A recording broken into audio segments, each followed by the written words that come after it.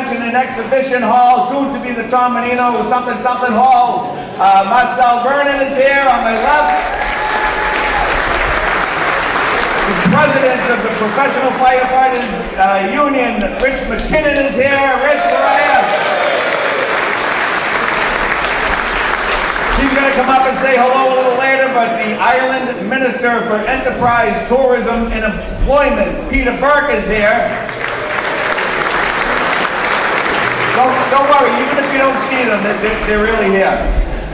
The president of the South Boston Citizens Association, who put on 9,000 different events in 10 days. Tommy McGrath and his volunteers. Thank you, Tommy, very much. Our new Massport CEO, Rich Davey, is here. Come on now, you want 30-day appointments. Say hi to Rich. The Reverend Eugene Rivers is here. He'll save your soul. Over here on my right, your left. Boston Police Commissioner Michael Cox is here. So if your kid gets locked up, his cell phone is 6. No, I'm only kidding. Maura Hennigan, the Clerk Magistrate of Suffolk County, is here.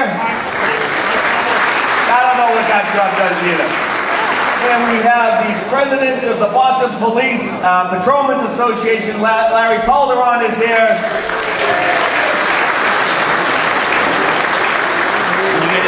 I gotta tell you, this is, it's a great crowd. We invited all of the top people in federal, state, and local government. They couldn't make it, so we have who we have. A nice round of applause for our friends, head table guests. You might have noticed we started a little early this year, like 9 a.m. breakfast. Like I'm like a 10 a.m. guy, like I get up at 10 and get my coffee in me, but so this year it's different. And Elon Musk and the Doge Bros said, hey, the parade is too long, you get too many exhibits in there, we gotta cut a third. So the Allied War veterans heeded that, so there are less people in the parade. So the parade will take a shorter amount of time, but it's on their traditional route. Yeah! Yeah! Everybody who's marching is like, oh!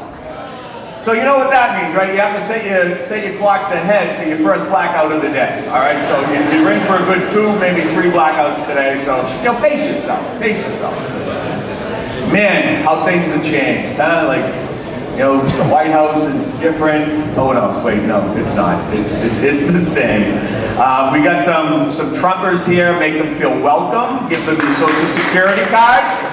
Say, hey, I need my bennies. Because again, things are different. But we do have something for everybody here today. We have music. Let's hear it for Courage Dancing. Let's hear it for the Tribal Sisters. Let's hear it for Danny Gill. So we have music and dancing and jokes. Well, we have music and dancing, right? Yeah, who are you waving to? Yeah, take another picture. Hang on. Yeah, there we go. Woohoo! All right, so we're going to introduce a couple of folks here in just a moment. We gotta, as we do every year, we do need to start off with our blessing. So I'm gonna ask Father Joe White to come on up and give us our blessing today. So ladies and gentlemen, Father Joe White.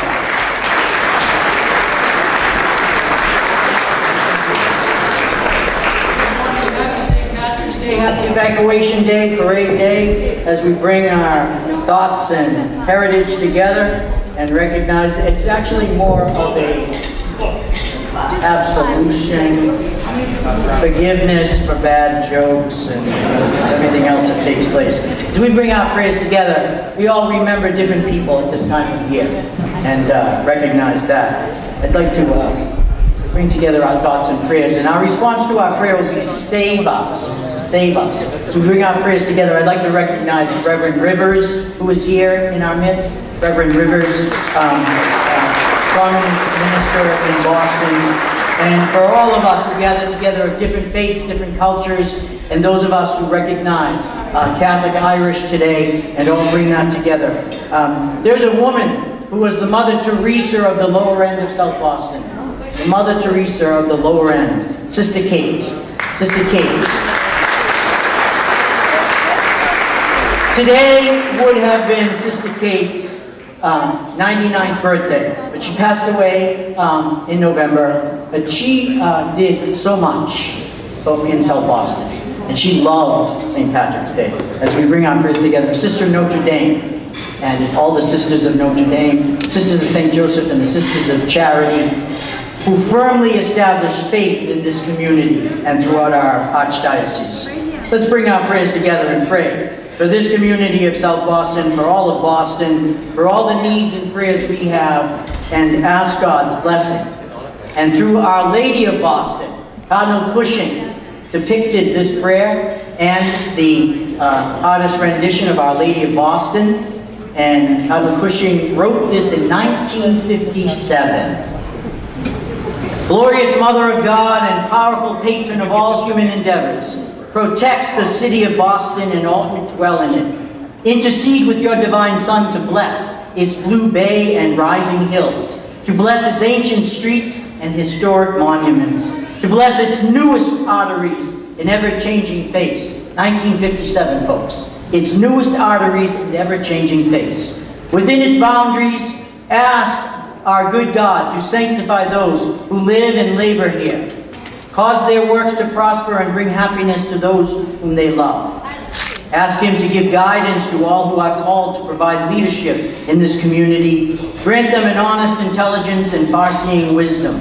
And if He attended this breakfast, guide them through their jokes and considerations today. For our city, we pray, be a morning star, lighting tower of ivory, guiding those who wander, a house of God, giving shelter to all who are troubled.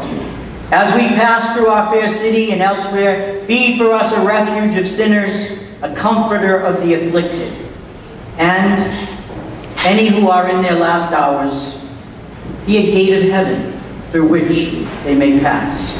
Intercede with your Son, our Redeemer, and through the patronage of the Archdiocese of Boston, St. Patrick, and the patronage of the city of Boston, St. Petolf, we ask blessings beginning into this year, this 249th evacuation, preparing for next year's 250th, to lead us and guide us. Be with Nick today and all who attack him. Be with all his family, Olivia and Jacqueline and Justine, his daughters. Be with his family. Be with all of our electeds' families. Protect our military and veterans who organized today's parade. And a moment of silence for peace. A moment of silence. Blessed are you, Lord God of all creation. Through your goodness we have this morning.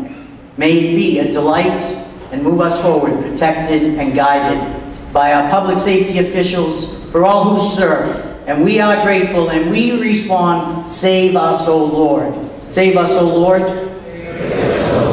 From the bad jokes, from things said, and lead us and guide us always, we pray.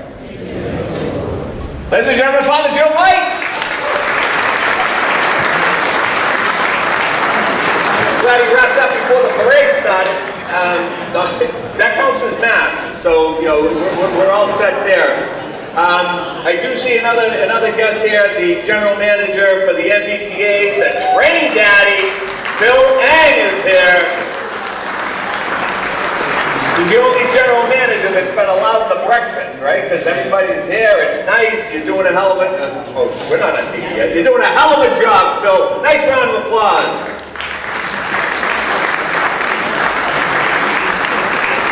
I'd now like to call up our Grand Marshal in today's parade.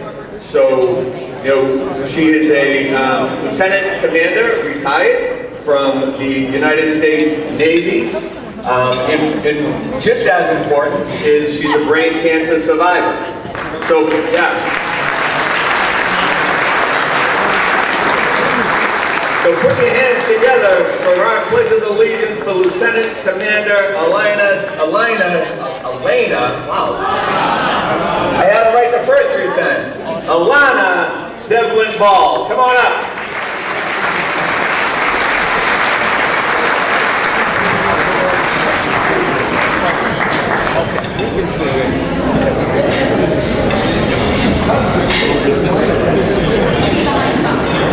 I love that guy.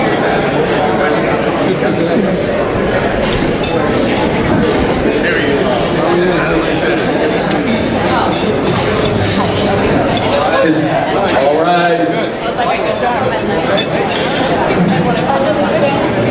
The flag, United States of America, and to the republic for which it stands, one nation, under God, indivisible, with liberty and justice for all. Good morning. Thanks for having me. I'm excited for a big day. I hope everyone behaves. Thank you. Let's hear it for our Lieutenant Commander Devlin Ball.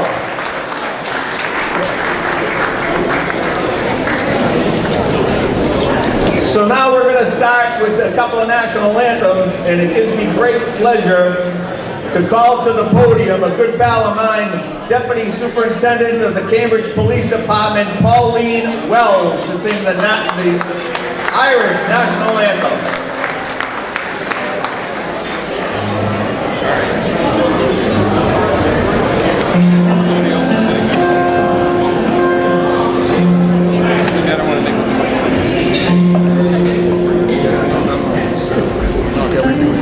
Wait till the other person.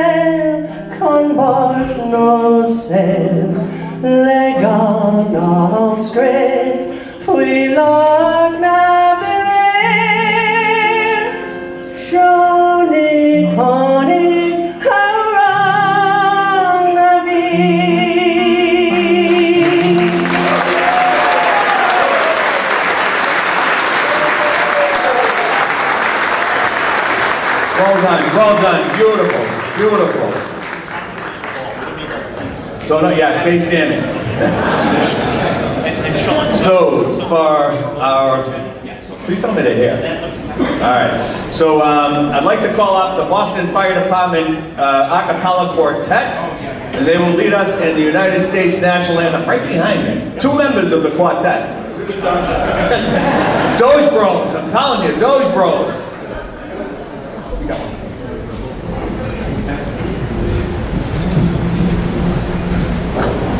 Oh, say, can you see by the dawn's early light what so proudly we hailed at the twilight's last gleaming, whose broad stripes and bright stars through the perilous fight o'er the ramparts we watched were so gallantly streaming, and the rocket's red glare, the bombs bursting in air, gave proof through the night that our flag was still there. Oh, say does that star-spangled banner yet wave o'er the land of the free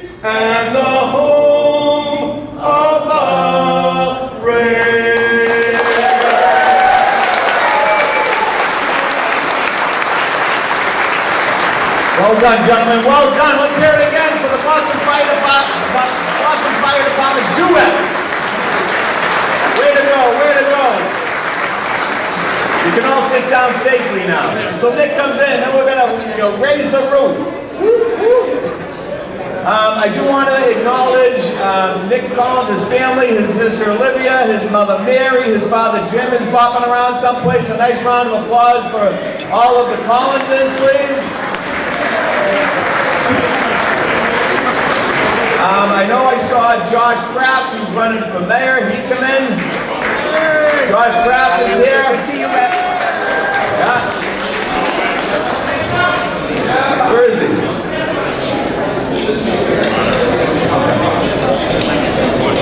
I've been looking for his place on the north end. I don't know. There he is, Josh Kraft. Should have borrowed the mayor's bicycle. Yeah, too many bike lanes. I get it. All right, how about a little music? Come on now, I have a microphone. And it's no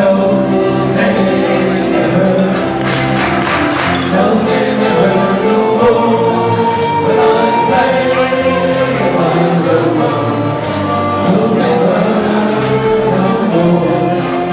I feel my home from that easy. I spend all my money on whiskey and beer.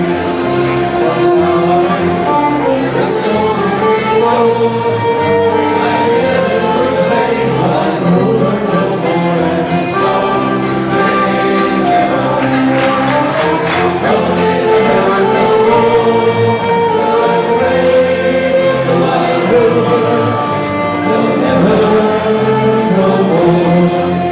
I went into a house I used to dream with, and I told her that maybe my money was spent. I asked her for credit, she answered me clearly. Such questions like yours I didn't have anyway, and it's no, they never, no, they never know. But I play the wild rover. Then out from my pockets I just saw her cry, and the little lady's eyes opened wide with delight. So she got a message and words of nice, and the words that I spoke were for me just as it's now. They never, no, they never no more. But I play the white rover, no more. I'll go home to my parents, confess what I've done, and ask them to pardon me for being the son. And if they was not time to go, I never will play the white rover no more. And it's no, they never.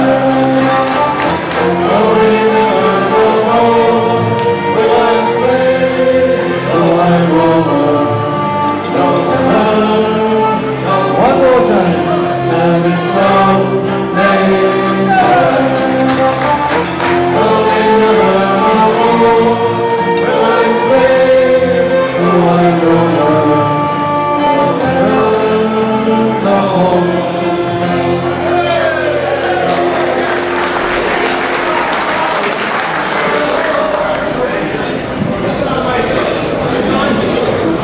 Hello? Hey, we're back. So I do want to acknowledge the commander of the Thomas Hudner, who is here. A nice round of applause for Commander Ingram. Now, so these last 14, 16 days, month, year, you hear some really terrible jokes. And I got to tell you, Commander Ingram brought down the Citizens Association banquet the other night. Sadly, it's before noon, and it's quasi-live TV, so we're not going to have him say it here.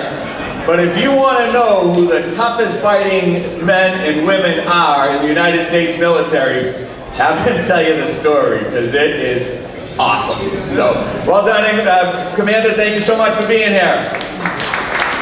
Come on, you can do better than that. A couple of other people we need to acknowledge. The clerk of Suffolk Court, and that's all I'm going to say because his title is like way too long. John Powers is here. Right over here, John Powers. The former Massport CEO and former chair of the Mascot Board of Directors, Tom Glynn, is here. Hey, Tom. Trust me, he's here. He's very shy. And the commissioner for the city of Boston, for Maywood, for the Commission with Disabilities, Kristen McCosh is over here. And Kristen received a nice award at the South Boston Citizens Association banquet the other night. Are we ready? What are we going to play? Play whatever you want. All right. 1, 2, 3.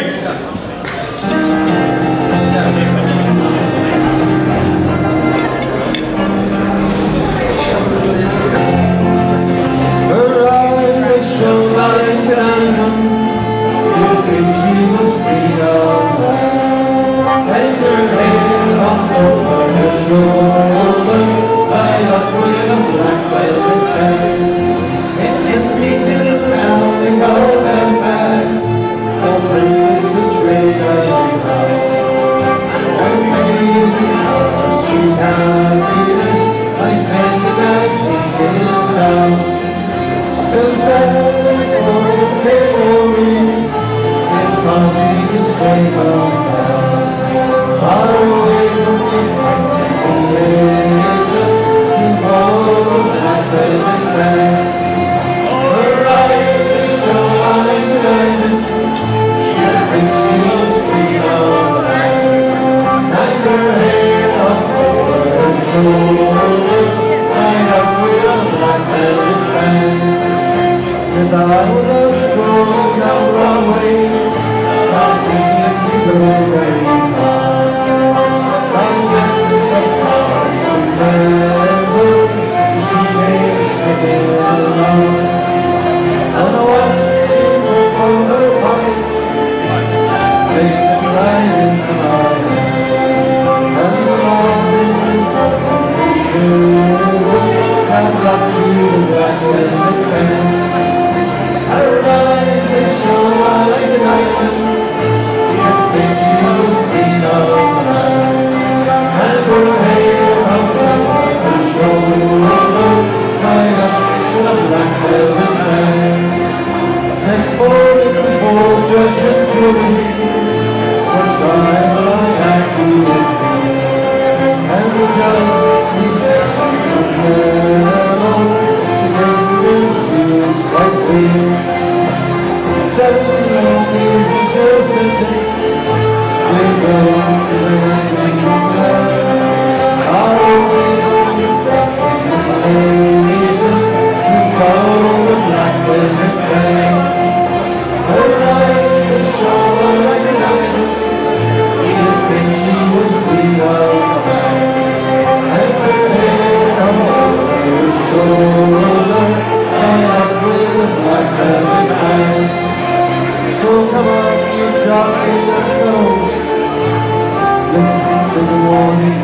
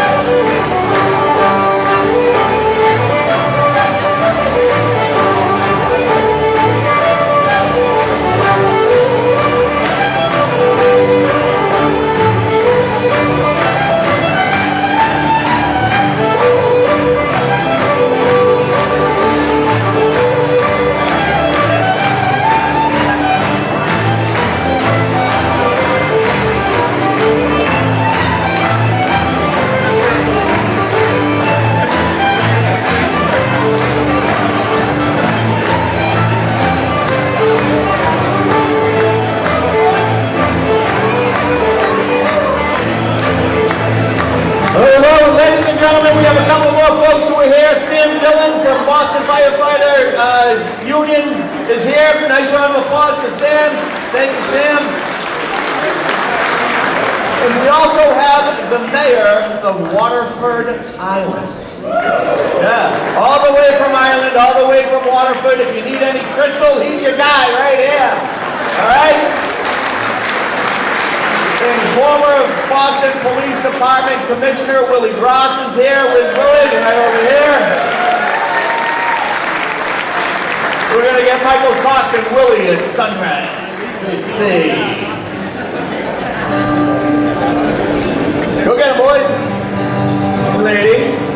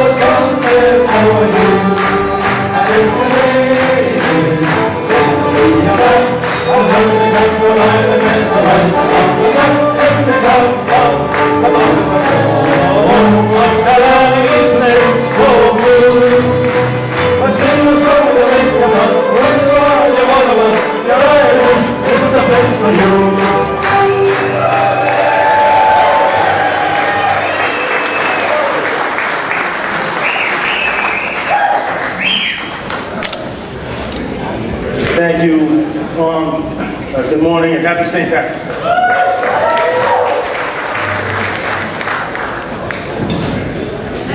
It is great to be back here at the Ironworkers Hall in South Boston. Let's hear it for the Ironworkers.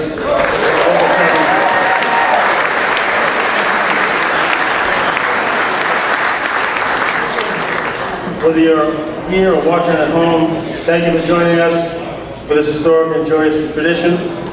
As we gather this morning in honor of Ireland's patron saint, St. Patrick, we do so through the Irish traditions of humor, dance, and song. Let us be mindful that the freedoms we exercise here today enshrined in our Constitution are not free.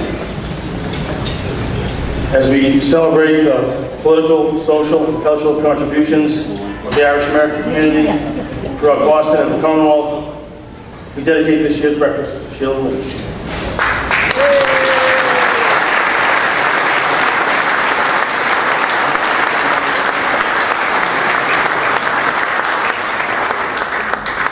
Sheila celebrated her Irish American heritage with vigor. No one had more Irish pride and South Boston spirit than Sheila. She would revel in the history that made her beloved community of South Boston so unique, especially this time of year. This morning we honor Sheila for her loyal participation in the St. Patrick's Day Breakfast and Parade and the South Boston Citizens Association's Evacuation Day exercise.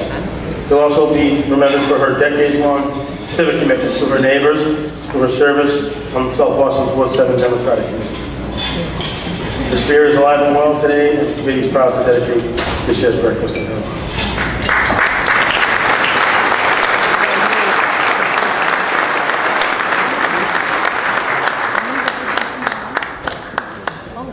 And we also reflect on how our First Amendment freedoms were born atop Telegraph Street.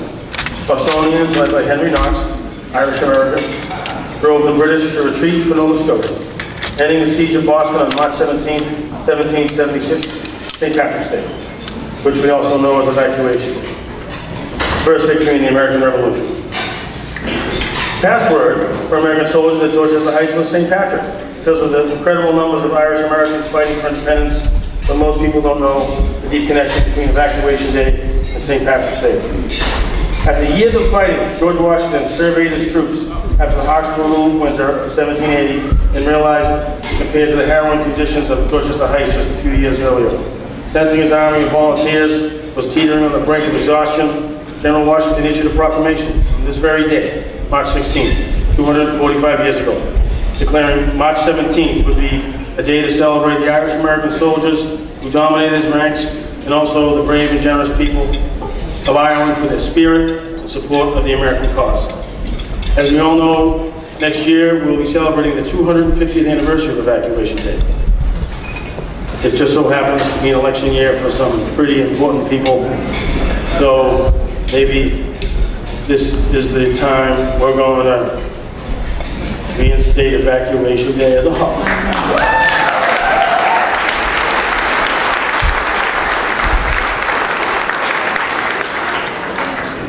I always take a moment to acknowledge those who weren't able to join us today. Speaker Ron Mariano, he's been on this list for a few years now. We're beginning to think he may be allergic to corned beef. We know the real reason. He just won't break bread with the Senate President, because he's sick and tired of her eating his lunch. Come on. No one in the House can clap. No one in the House. Senator Warren couldn't be here this morning. Was too busy these days. I'm a little concerned about her. Every time I hear from her, she's hollering about the rich guy who lives in the big White House. Can't be trusted. He's crazy, deranged. I keep telling her, we don't really know your husband.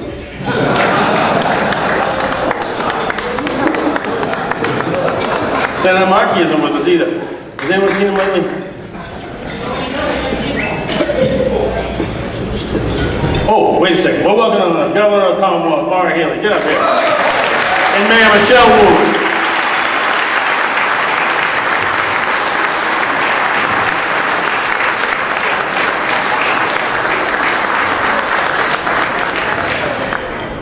So, Senator Markey isn't with us either.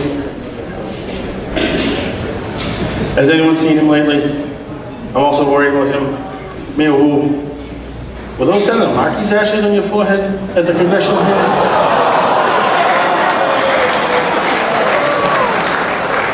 From dusk we are, to dusk we shall return. Right, Father Joe?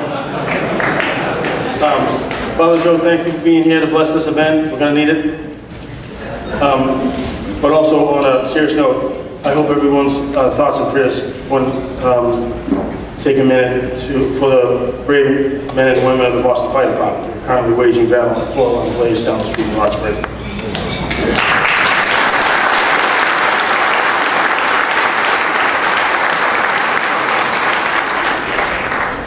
With that, let's get to the people why. Mayor Michelle Wu is here. Welcome, Mayor. Round of applause for Mayor Michelle Wu.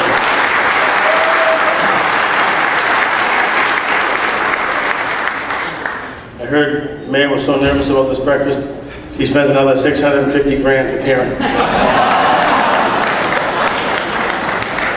For crying out loud. That kid that bought another 13 unnecessary electric Mustangs, or replaced the 157 mature trees that were chopped down in historic Franklin Park. What happened to environmental justice? I guess Joni Mitchell was right. You did pay paradise to put a parking lot.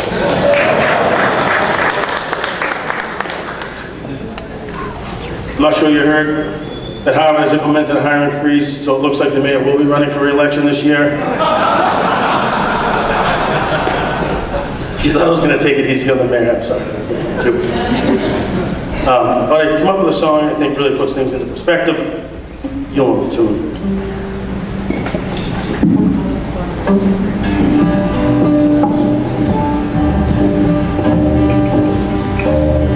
Walks cycling heaven across Boston, Collins Highway to the Charles River. Lots of spending like money grows on trees. Taxes are rising like tickets and like fees. Fix the roads, made the room. It ain't the state, it's on you. Ditch the bike lanes and the lanes. Fix the roads, made the room. Suburban chieftains gather under our first mayor to be called her honor.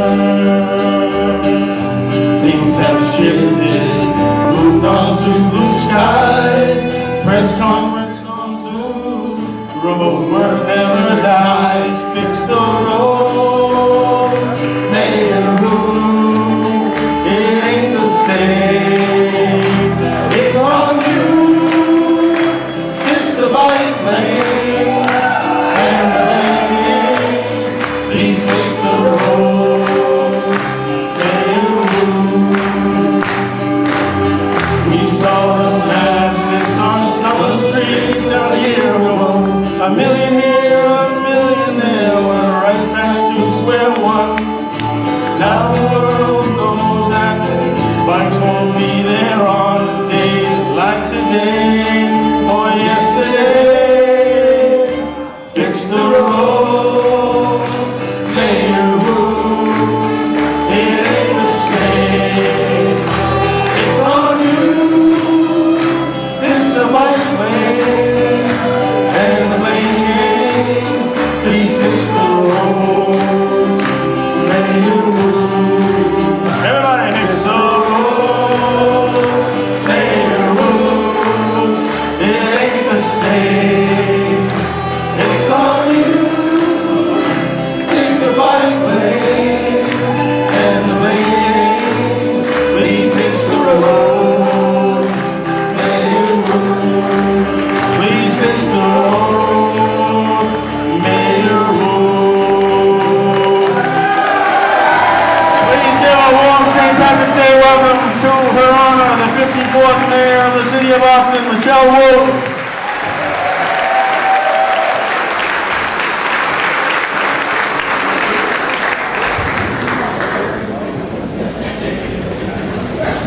All right, good morning.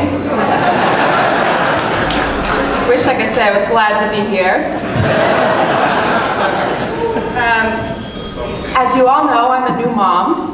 Baby Mira is 2 months old this week.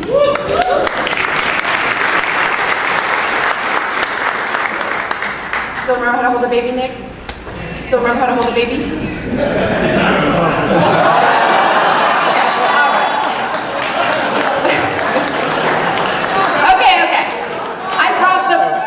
I brought the prop baby today, all right? It's bad enough that grown-ups have to sit through 2.5 hours of bad jokes. I'm not gonna make a baby do that. But I did need the baby for the picture, so here she is. Pass her down. I am sorry I was late today. I did not take the tea. General Manager Eng's been doing a great job there, so that is not the reason why I'm late. I rode my bike. Thank you very much. And I got stuck in wheel-to-wheel traffic. Those bike lanes are packed. Okay. So, before I officially get into it, given the congressional investigations, the federal investigations, the various lawsuits against me, I have been instructed by my attorneys that as a condition of my participation, I need to read this statement before I begin. Good morning. On behalf of the City of Boston, I wish to affirm that the following material is fictitious. Any resemblance to actual events or actual persons, Republican members of Congress, border czars, Nepo babies, billionaires, developers, or state senators shilling for the aforementioned developers, Republicans, and billionaires is purely coincidental. Thank you.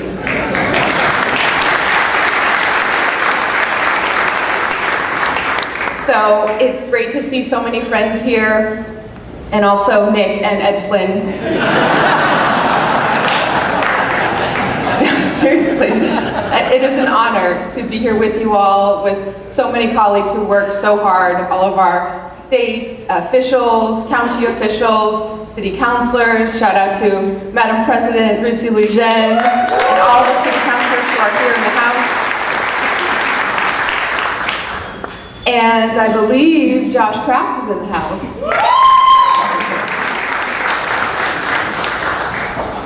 Josh, welcome to the race. Welcome to Boston.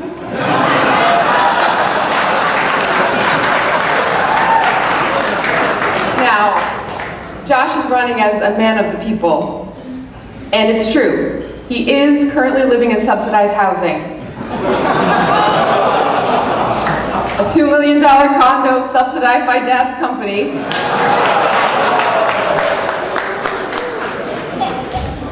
And for all those who say, you know, his candidacy wouldn't be part of the continued history making in Boston, that is just not true.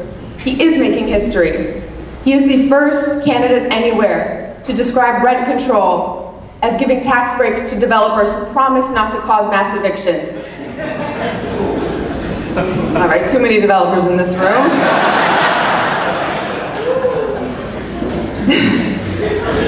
Some have said that Josh is just anti-everything, but that's not true either. He may be anti-bike lanes, but he's pro-transit. He's pro putting helicopter pads all throughout the city so we can use more of our airspace to move more people through for profit. And he's also for sanctuary cities. But someone's got to tell him that's not sanctuary tax havens. It's sanctuary for immigrants. Okay, I'll move on. Don't feel bad for him. He brought this on himself. Speaking of immigration, I was in Congress a couple weeks ago.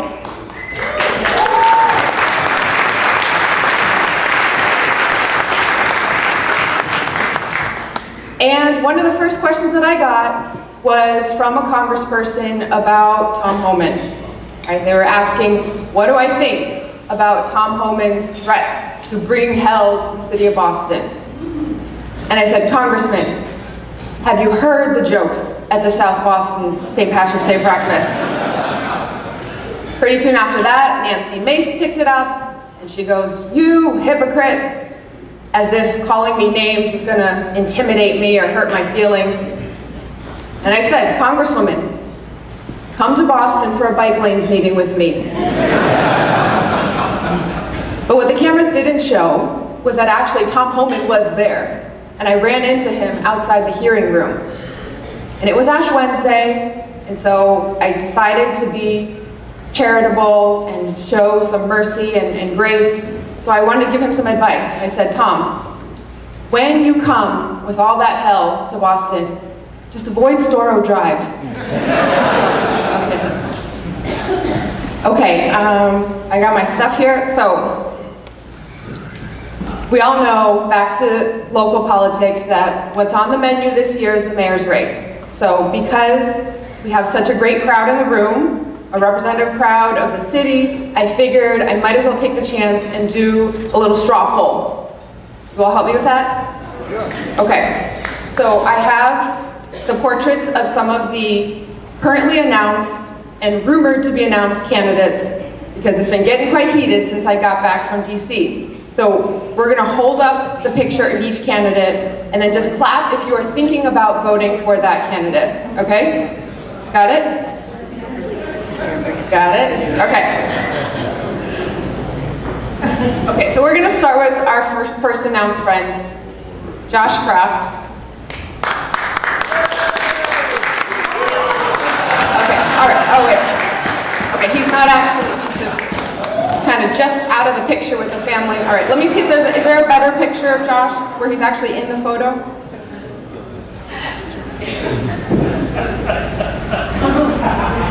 Okay, all right. Okay, I'm not hearing a lot of claps though. That's a good thing for me. Okay, we got some. All right, next here. Ah yes, the rumors. Someone else is gonna jump in the race. No claps. There are developers in the room. Okay, got someone. Move on. Monopoly Man's gonna get in. Although he seems to think this is New York also, not Boston. Okay, this one? No claps. This is good for me. Okay, keep going, keep going. Got developers, billionaires, Joker. I'm announcing my official running mate. All right, no one's voting for anyone in this mayoral race.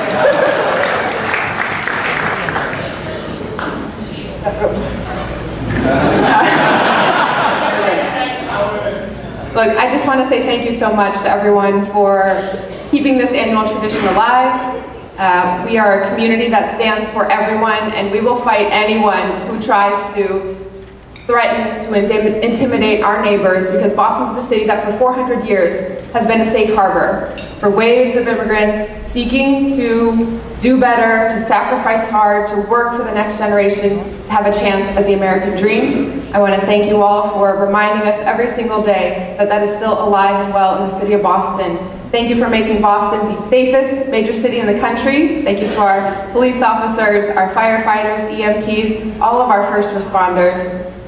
Thank you to our veterans, Gold Star families, and all those who continue to sacrifice to keep us safe. Happy Evacuation Day, happy St. Patrick's Day.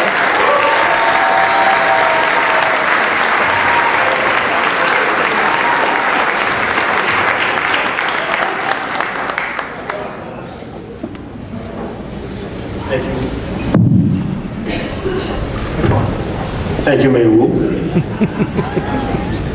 My guy. Well done, kind of.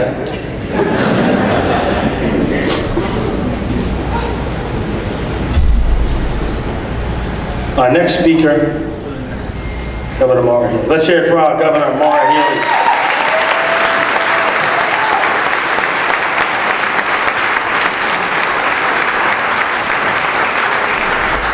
She's done a great job since becoming the first female governor elected to the Commonwealth, making major investments in housing and transportation. I know it was mentioned, but two great leaders in transportation here this morning supporting that agenda. That's the General Manager of the MBTA, Phil Ng, and CEO of Massport, Rich Davis. Thank you for getting us back on track and making us greener and more competitive.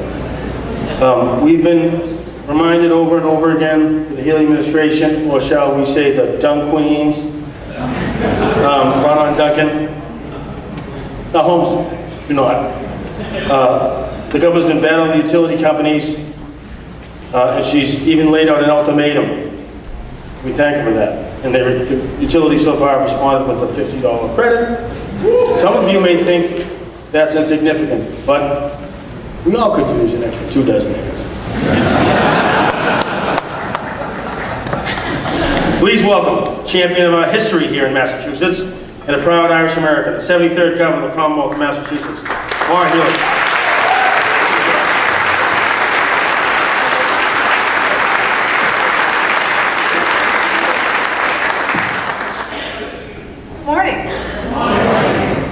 And before she gets into the funny stuff, we want to just, let everybody know how strongly the governor supports Evacuation Day. And wanted to make sure we presented this to our good friend, Tom McGrath from the South Boston Citizens Association, a proclamation proclaiming March 17, 2025 as Evacuation Day. So here's a few.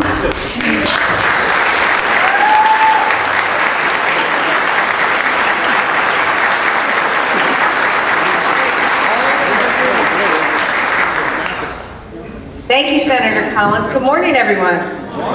Happy St. Patrick's Day to you, to your families, to everybody watching at home. I love St. Patrick's Day. Right? How could I not? I grew up in a big family, 5 kids, plenty of competition, an occasional fight, but lots of love, and essentially really good preparation for Massachusetts politics. And yes, happy Evacuation Day. Happy Evacuation Day. Tomorrow is actually the 249th anniversary of Evacuation Day. And that's when General George Washington and the Continental Army, right here in South Boston, drove the British out of Boston Harbor. How about that?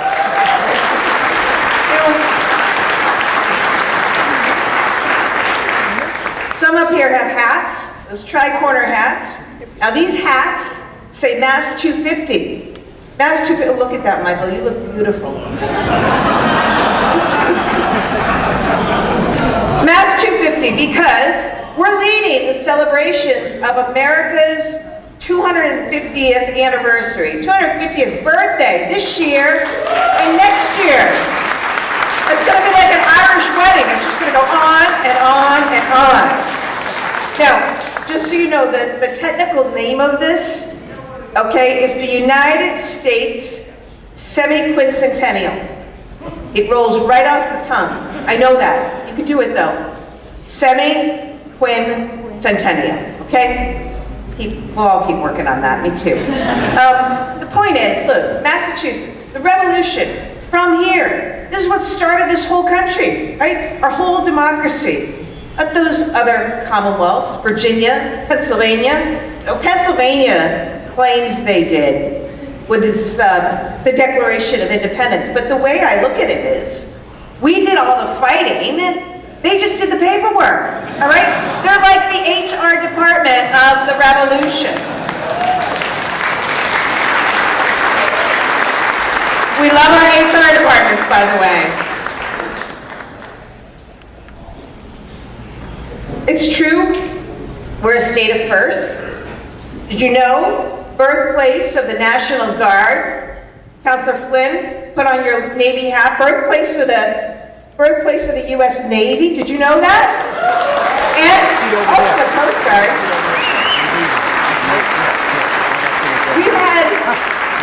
We had the first subway trains 128 years ago. And I'll tell you, he's doing such a bang-up job. GMA is getting around to fixing those original trains. We're almost done finishing those 128-year-old trains. We also, this may not surprise you, we had the first traffic rotary in the country. First traffic rotary in Yarmouth, which was immediately followed by the first case of road rage in America. And yeah, we had the first Dunkin' Donuts. Where? Oh, yes. Yes. John Adams. Where was John Adams from? Just technical details. Go with the... All right. John Adams, president. You remember what he said? He said, "We are a nation of laws, not of dunk kings or dunk queens. So you won't be seeing me in the outfit ever again." For We're also the state where the first guy went into Starbucks and ordered a medium regular. That didn't work out. Still doesn't. I want to announce some news, another first. With everything that's going on in the world right now, we are taking steps. We're taking steps to secure our borders, to secure our strategic reserves of Guinness. That's right now I've ordered a stockpile of 10,000 kegs of Guinness at an undisclosed location in South Boston. As long as I'm governor, the Guinness will keep flowing. If anyone should happen upon them today, please, just Councilor Flynn's going to be really, really mad at me. So keep that to yourself and a few of your closest friends. Also, you know, I have to address something going around about the rumor mill. And, you know, these things, they're unfair. People are saying that I have national ambitions, that I'm taking my eye off the ball. And why? I mean, one little appearance on Seth Meyers, a New York Times interview, photo shoot, podcast, a couple more podcasts like Fast Politics with Molly Jong Fast, now available on Apple, Spotify, and iHeart. I want you to know, why are you laughing? I haven't changed though, okay? I wait in line for my fries at Sullivan's like everyone else. Especially now that it's a James Beard winner. Isn't that something?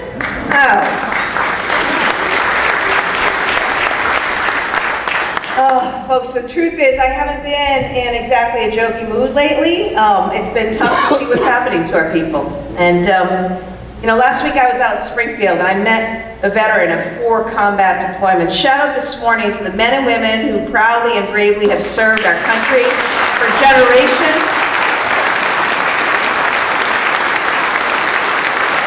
The Gold Star families especially, the Gold Star wives, the police and fire, and all those in service. So I was out in Springfield and, you know, I talked to a guy about a week ago, and he just got laid off from the VA. It's at the front door as you walk in the VA, and the guy responsible to be the first responder and intersect the veterans coming in looking for assistance, and he just got fired.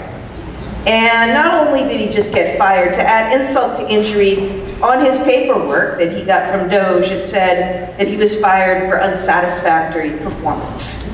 Just really heartbreaking. We cannot have our veterans treated that way in this country. I look out this morning, I see amazing veterans, amazing military members. I think of your service, I think of your sacrifice, I think of what military families go through. You know, the Irish revolutionary Patrick Hearst wrote a poem that I think is poignant to me today. It's from the perspective of a soldier's mother, and I think it is a message that resonates. They shall be spoken of among their people. The generations shall remember them and call them blessed. But I will speak their names to my own heart in the long nights, the little names that were familiar once round my heart. I say that because we're a family. We've always been a family, and what's important now is that we come together. That's what traditions are all about. It's great to tell jokes. It's great to be here this morning. It's great to have some fun. I can't wait to get made fun of 6 ways to Sunday. I mean it. I deserve that. It's okay. But I just want you to know tomorrow we'll get back to work, doing what we do best. Taking care of one another, looking after one another, looking after our seniors, looking after our kids, looking after our veterans, looking after our communities. That's what you do in South Boston, and that's what we've been doing in Massachusetts for 250 years. Happy St. Patrick's Day. God bless you, God bless your family, and God bless the great, great United States of America.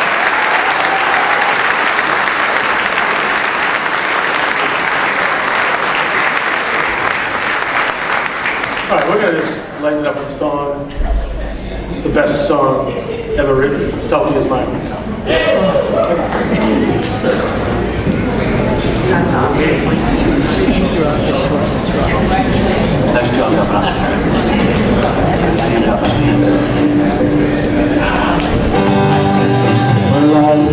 down on A Street, raise up on B Street.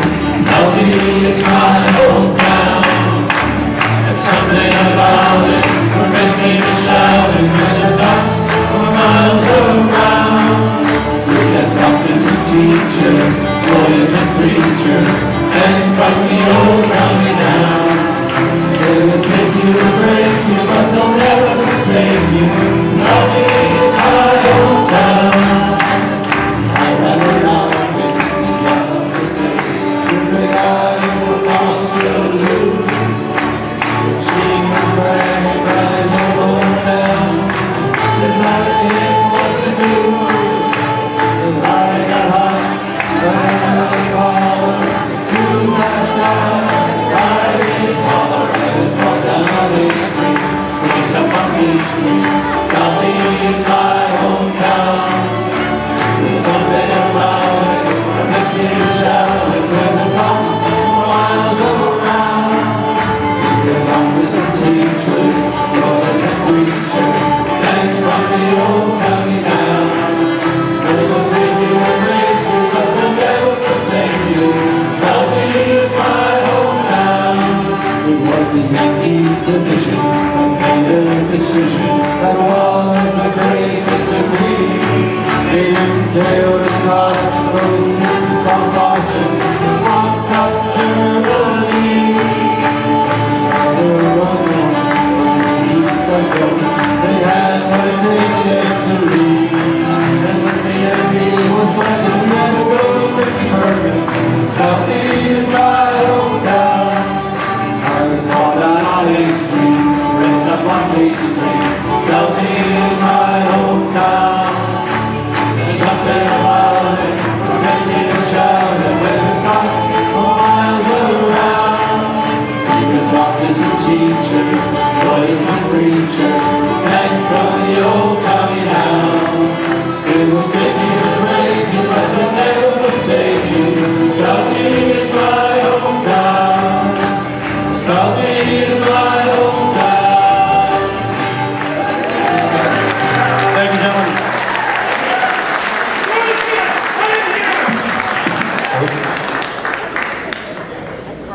Someone's enjoying themselves out there.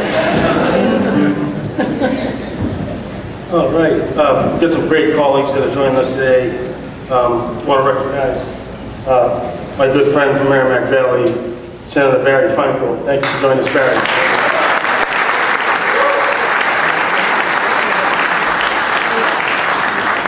Senate Pro Temporary, all the way from Belmont, Senator Will Brownsberger.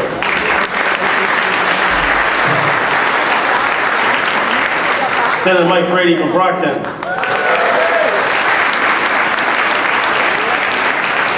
Senator Bill Driscoll from Milton.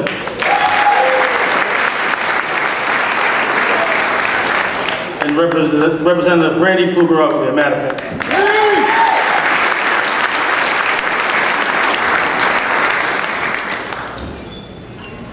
So, the patron saint of this breakfast, Congressman Stephen Lynch. He planned to join us, but was pulled away on special assignment. We've been told he is on official, bipartisan, congressional mission, told in Switzerland, which seems to be a good place to be these days. But we know what happened. He wanted to avoid this breakfast so bad, he evacuated, self-deporting to Ireland, where they do not eat corned beef and cabbage. Though I do want to say we are also joined by some of his family, and we want to recognize them here today. That's his sister Karen, his brother-in-law Joe O'Leary, his sister Nancy, and sister O'Hannon.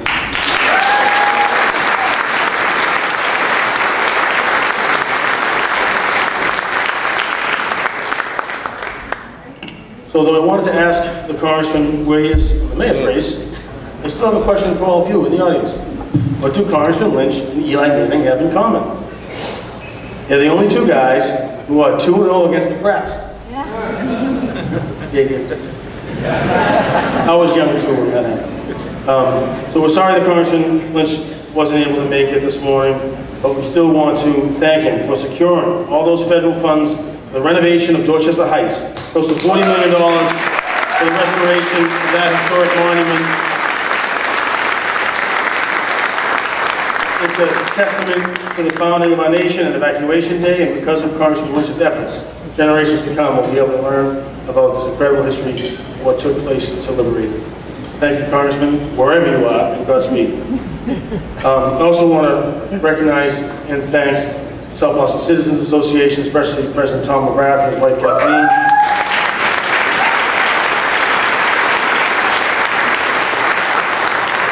For their efforts to lead evacuation exercises throughout the month of March, collaborating with the South Boston Allied War Veterans Council, who have organized today's parade, especially Randy Greeley, Brian Ahern, Brian Yanovich, Jim Tully, and Mike Walden.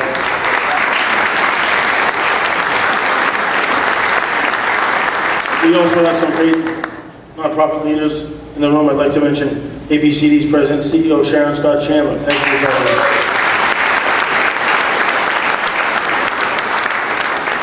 She's a great champion for the most vulnerable residents across Boston. I am happy to see her here with us today.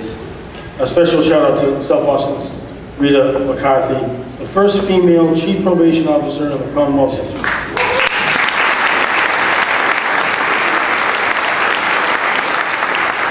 And recent recipient of the John W. McCormick, former social worker Rita Dixon, Mattapan, who is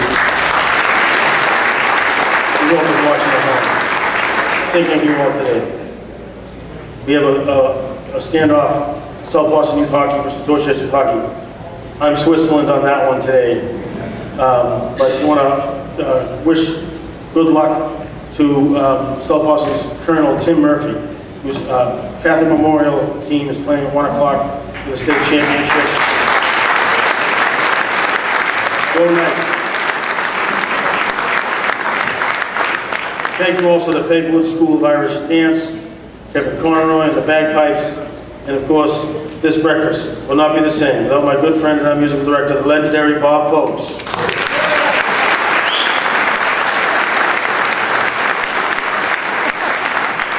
Bob's here with Cara's fancy bandmates, Dave Leahy and Mike Kelly, and of course, the Trotter sisters, Alana and Julia, on the fiddle.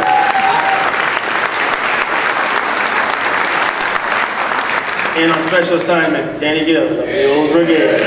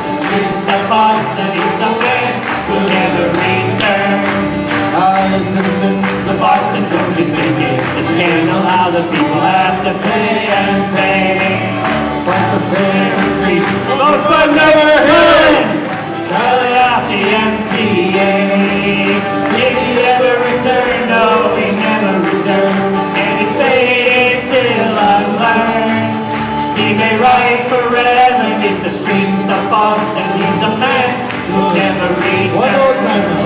Will he ever return? No, he'll never return. will unlearn. Leave it right forever deep the streets of Boston. He's a man who'll never return. Well, he's a man who'll never return.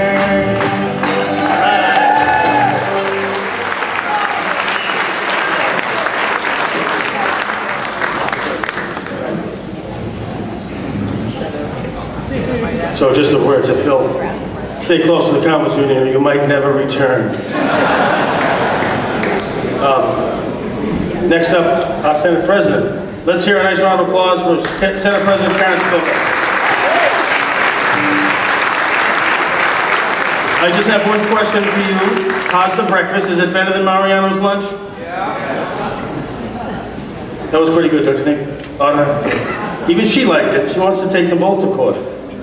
Please welcome President of the Senate, Karen Spilka.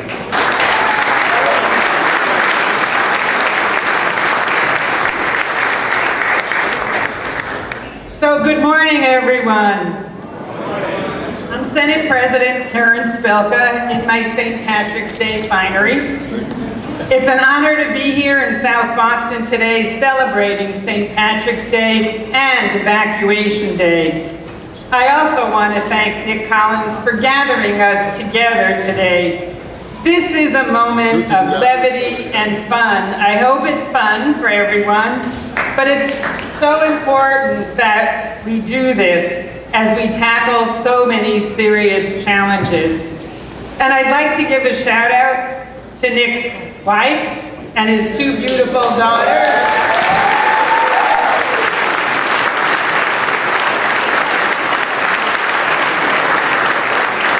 We know you can't do this work without the support of family, the entire extended family. I think they're all here. I'd also like to thank the veterans that are here for everything that they do and have done. Thank you.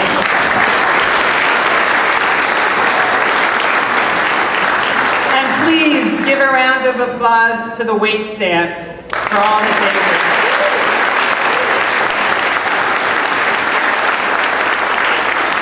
That actually was my first job in Boston, wait staff, so I feel for you. So, the political climate seems different this year, with King Donald ripping apart the very fabric of our society. But we're fighting him here in Massachusetts, and that's something I don't need to tell you all in Southie, home to the revolution where we kicked out the Brits and their king at Dorchester Heights. And home to Nick Collins' last stand, successful last stand, against higher property taxes.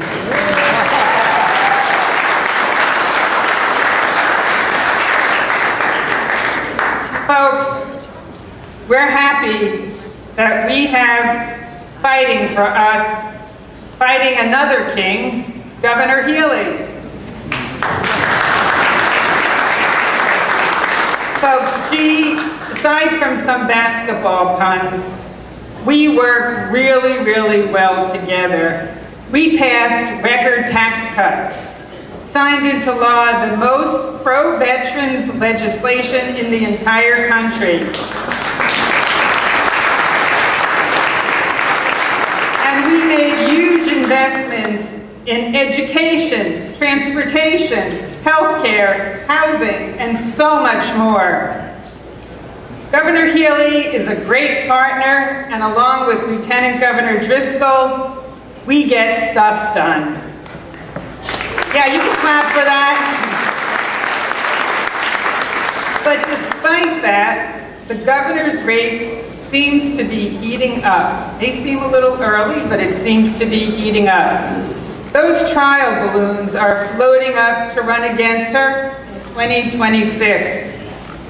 Mike Keneally, Brian Shortsleeve, and I have a feeling there might be an auditor in there too. Hey.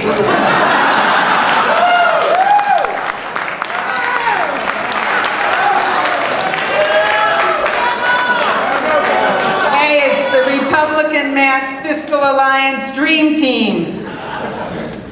But regardless, regardless of who gets their support, I think their candidacies are going to burst and come down faster than that Boylston Street bike lane.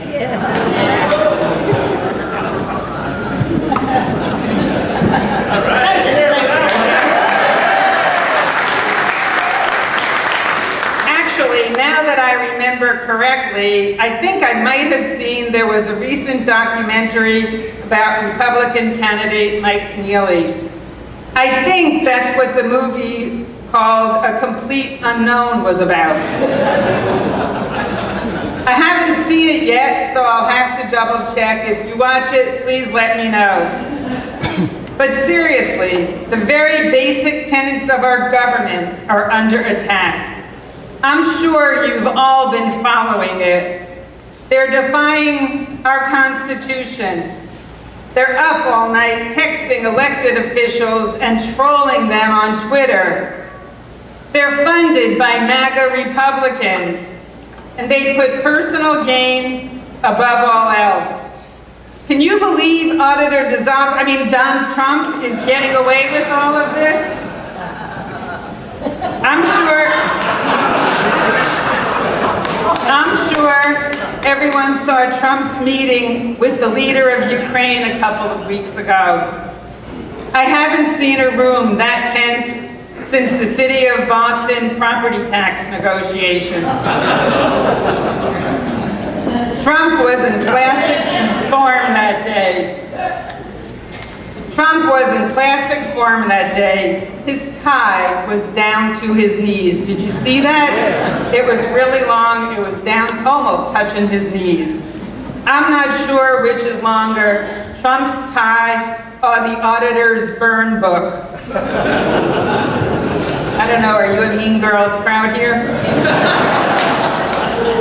But we have Senator Collins really to thank for today.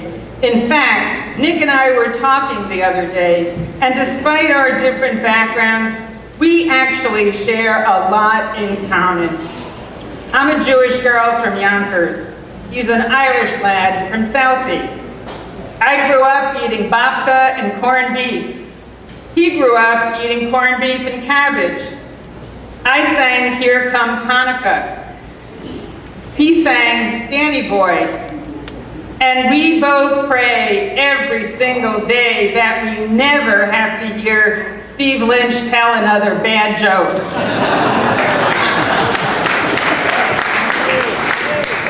And speaking of the congressman, he was in D.C. with Mayor Wu a few weeks ago.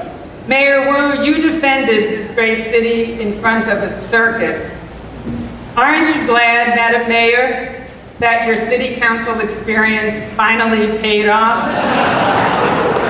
Well, that and the huge pile of money that you spent for your prep. Seriously, thank you, Senator Collins, for carrying the torch of this iconic political tradition, and thank you all for what you do for our community and for our great state. Happy St. Patrick's Day, everyone.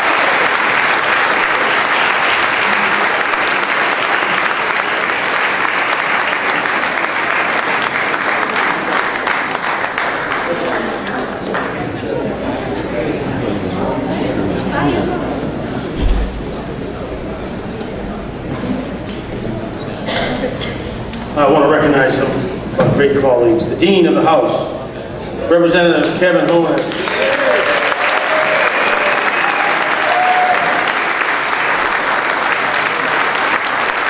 Representative Paul McMurtry, my good friend from Dedham. Representative Kate Donahue, Representative John Moran of the South End will be joining us. Another leader in state service, doing a great job in his early days, turning around the MCCA. Marcel Vernon, thank you for joining us, Marcel.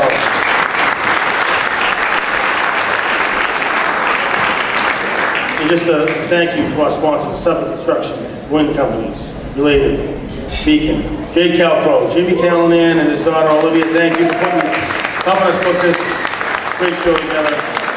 Gillette, Thistle, Regan Communications, Conventures, ESP, Sound Systems, Hanscom Federal Credit Union, thank you for your continued support. The Professional Firefighters Association, Massachusetts. State Police Association, Massachusetts. Unite Here Local 26. We got a list here. Boston Bruins Foundation, the Boston Carmen's Union, Select Companies, a Yankee Line, Stapleton Floral here in South Boston, Sullivan's Castle Island, you'll enjoy that after the show. Castle Island Brewery, Barnow's Pizza, True Company, Oxford, BGI, Bond, Pappas, Demio. Just the mayor wasn't wrong. WS, Keolis, Fidelity, IATSE, Local 11, Accordia, the Fallon Company. We'll get to the rest of the unions later. I want to send a good old Irish blessing to a dear friend and a friend of so many in this room, former Speaker of the House, Tom Finnan, who I know is watching at home. Happy St. Patrick's Day to you and Donna.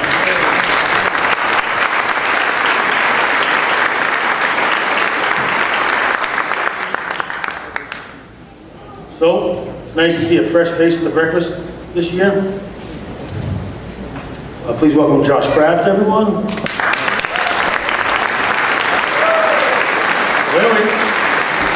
Not gonna happen that easy. Josh is already fitting in so many ways. Some may remember, a few years ago, I took some heat, bringing up Mayor Wu's Illinois roots, but these are strange times, and it's election year. So go ahead. Call him a carpetbagger. We know the Globe will give you a pass. In response to being called a carpetbagger, Josh's campaign stated that he only had to carry his luggage 10 miles from Chestnut Hill. And Mayor Wu had to carry hers 1,000 from the suburbs of Chicago to Cambridge, but that was just a good start.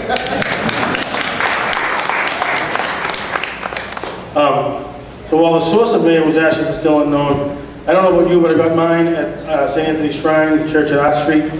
While I was there, I learned the Franciscan friars are actually giving an award to Josh in a few weeks. Not just any award, the Pope Francis Award. Must have run out of Catholics to give the award to. But it's kind of like running out of Bostonians to vote for mayor. That's the reaction. Please welcome someone who spent decades working throughout the communities of Boston to improve the quality of life and opportunity for young people across Boston through his service to Boston Boys and Girls Club. Josh Kraft.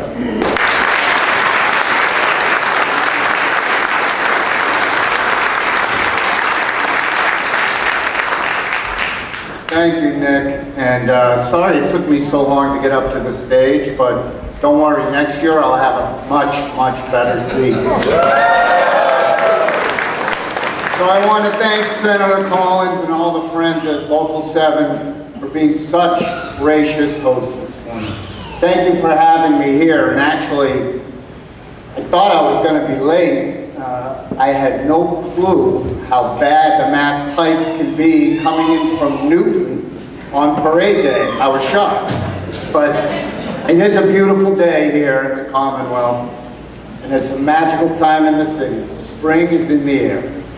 Daffodils blossoming in the public garden, scaffolding swaying in the back bay breeze, the sweet scent of pot wallowing through the Boston Common, and potholes blooming up and down Blue Hill Ave and Columbia Road. And talking about potholes, we were driving here today, and there was a pothole on Broadway so big. Very good. Say that again. You could not only fit one, but two soccer stadiums in that pothole. But I apologize, especially to the media. I was supposed to recuse myself from that joke, so my apology. But it's great to see Mayor Wu back from her $650,000 victory lap in Washington, D.C. You know, she brought so many people there. My dad offered her the team plane to get down with that. And I know, she brought 12 people. 12. I'm pretty sure the Celtics dressed less than that to the game against the Nets last night. But in all seriousness, the mayor crushed it. She was right on point. She did.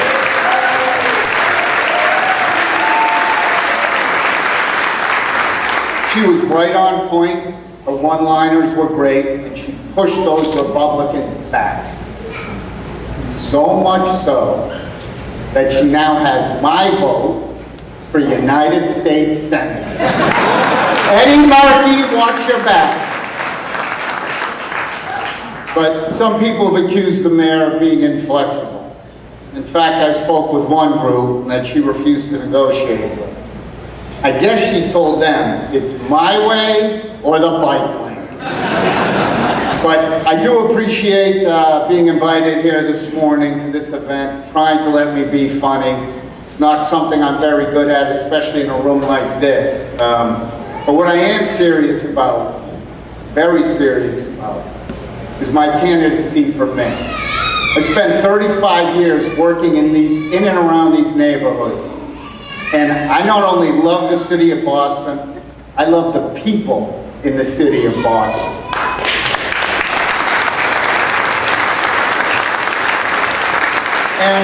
And I could go on and on about the city of Boston and how great we all know it is, but I have to run because I parked in a bike lane. Happy St. Patrick's Day.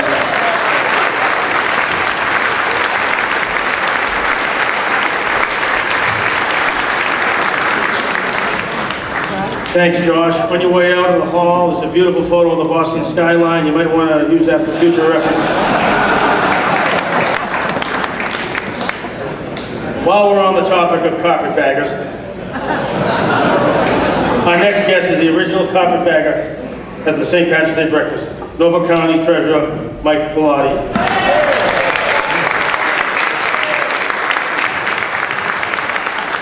He's been sneaking into this breakfast for decades. Treasurer, who let you in here? I thought you were on the mayor's no-fly list after last year's performance. Looks like he did not honor my detainer request after all. What do you think? Should we put him in the paddy wagon, Mayor? Actually, don't answer that question. It might cost us another $6.50. Please welcome Norfolk County Treasurer Mike Pilati.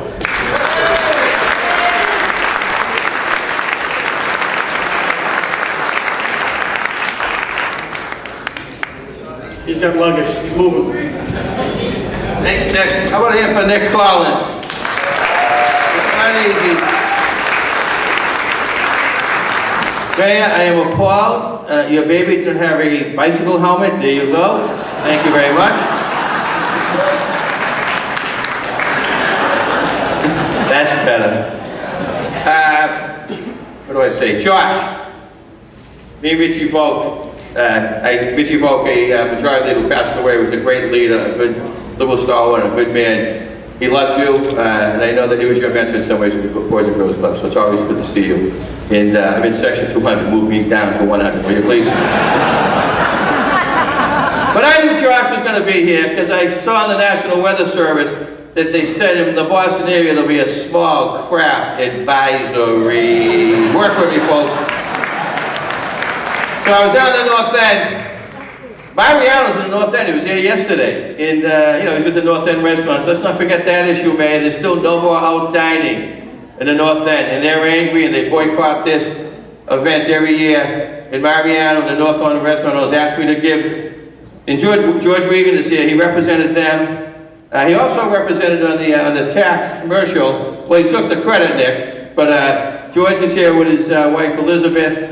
And he's here with his favorite and best client, George Regan. So I have a t-shirt from the Restaurant Association that they wanted to give because they're kind of conservative, okay, and they're not happy about the Italian food not being served on the street, Hanover Street. So ready? It's a mega shirt, folks, okay? If you turn it around, make antipasto great again. You need to make antipasto great again, Mayor. Thank you. That might be for props. Let me get into the show here now. So, I heard Liz Warren isn't here today. I heard she had reservations because of last year. It's easy for the mayor to go down to D.C. and talk very hard about undocumented immigrants because we have them all in Quincy. You don't. That's an inside joke. We have Pat McDermott, Sheriff from Norfolk County. Richie Paris always, Vinnie Coyle right down here, Billy Harris, Ward 6 Counselor, my wife Gail, my mother-in-law Janet Tracy, Gata Heavens lady, and my daughter Pauline from the Mass Biotech, she works there. She's in her mid to late 20s, which means she's officially too old for Bill Belichick. I said to her, Pauline, why can't you bring home a nice boy like that? When the Pats won their first Super Bowl, Bill Belichick's girlfriend was in middle school. I'm sorry, that was his mother. When he picked up his girlfriend on the first date, it was in a time machine. Thank you very much. Okay, so my daughter and my wife are very, they love our dog. Our dog passed away, Brewski. He was very sad about 3 months ago. And they thought I could talk Father Joe into doing the funeral down there at St. Brendan. So I knocked on the door. I said, Father Joe, can you do a funeral for my dog, Brewski? And he said, Mike, this is a Catholic church. We don't do things like that. But on the street to the Lutherans, and they're kind of crazy. They'll do anything. So I said, so really? You think they'll do it for $10,000? And he said, Mike, you didn't tell me your dog was a Catholic.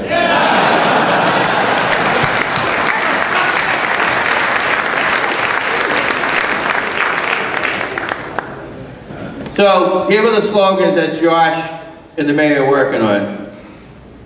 Mayor Wu for a better future. Josh Kraft for better seats. What else do I have here? So I do just want to wrap up with one thing. Mayor, by the way, we are proud of you. What you did down in Congress. You stood firm, and they always try to catch your moments, and they didn't. So I have something to recognize you. The sex pink boxing gloves, okay? These are for you for the job that you did. Thank you. Yep. They cost about $650,000 at the end of the day. Diana, can you stop beating up on the Italians? Another woman, please. Joe DiNucci holds the record for the most fights in the Boston Garden. You hold the record for the most fights in the State House as auditor. These are for you, okay? Thank you.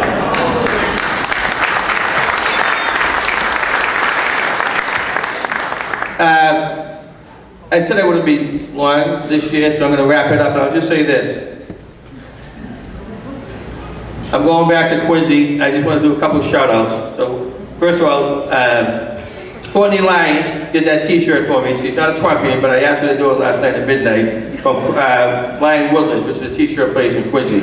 And I'm also heading back to the Irish pub. As I said, I'd give a plug, Noel Bowler, good Irish lad, our favorite bartender, McKinley. And, Quincy is a beautiful city. We love our associations with Boston. Sometimes you feel like the gateway to the Cape, as they say when I went to BC High. And I feel like sometimes the little brother, but we're very proud. We have a great mayor, Tommy Cole. He's doing a lot with development, mayor, a lot with development. And I got it also, Michelle Hart. Okay, Michelle, I said I would do this. Give me 1 second, then I'm out of here. Where's my intro? Okay, so Michelle, Michelle Hart, Jack Hart's wife. She brought the CEO from Hanscom Federal Credit Union, Peter Rice, the Dubliner. Peter, thank you for being here. Nick, thank you for this invite all the time, and have a great St. Patty's Day, folks.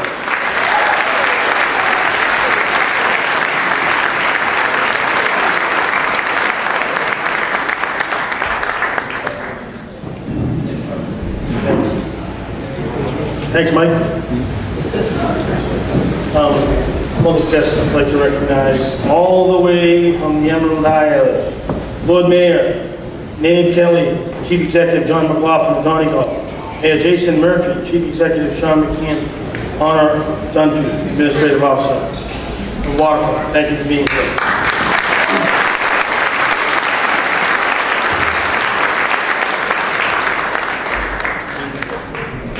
All the way from the South Shore, Sheriff Pat McDermott, thanks for joining us.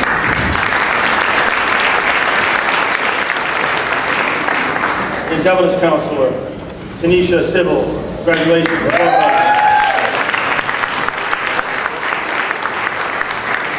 We're going to provide some real entertainment right now. The Wood School of Irish Dance. Please look over to the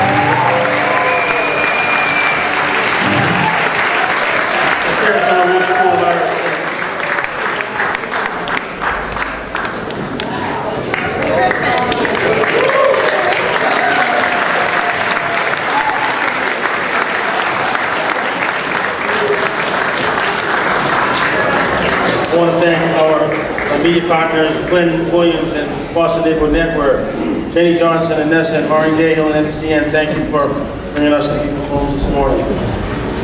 Next up is our auditor, Ann Zogby. For the record, I audited her performance at yesterday's rehearsal and immediately referred my concerns about its constitutionality to the Supreme Court. By the way, here's my itemized receipt for the breakfast order. What you won't find is why we decided on American versus Irish sausage for the breakfast. We decided on American because it's better. That, ladies and gentlemen, is how the sausage is. Thank you, Madam Auditor. As far as I'm concerned, audit is now complete.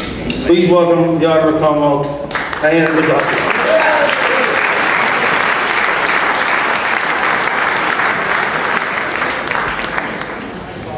All right, good morning, everyone. It is great to be here on St. Patty's Day as your Italian-American statewide elected official. Thanks so much for inviting me, Senator Collins. Great to be here today. Admittedly, I do tend to look around as soon as I get up here to find and scope out where the other Italian-American elected officials are. So Michael Bellotti, thank you so much for showing up here today to the company. We do appreciate you so much. We do miss our other Italian-American friend from Quincy. Though this morning, Mr. Speaker, Speaker Mariano, everybody. Michael wants to make sure that I stop picking on other Italian-American kids, so I'm going to throw you a bone this morning, Michael. Speaker Mariano, look, he is an incredibly progressive Democrat, much more progressive than this guy over here, okay? I mean, come on, Michael, we know. Growing up in Italian-American families, in my family at least, most of the men, they look at a woman like me and they think, you know, she really belongs in the house cooking and cleaning.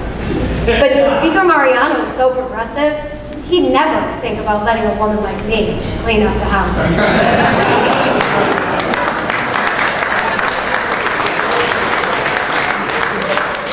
And it was great to hear from the Senate President here this morning. Got this boxing glove here as a gift. Thank you so much for this wonderful gift. And I know, Senator Collins, I'm not going to get you in trouble this morning. I'm not going to swing back. I don't punch back.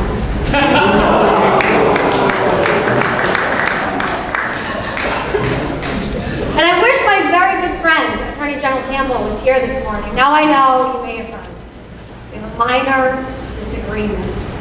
We have a minor disagreement, and the Attorney General is telling me that she needs additional information from me in order for her to enforce the audit law that we voted for. And she's been waiting for me to get her this information, and waiting and waiting and waiting. And I've been trying to get her all the information that she needs to be able to do her job. So pardon me if I mix a little business with pleasure this morning. I got her all the information she needs to be able to enforce the law.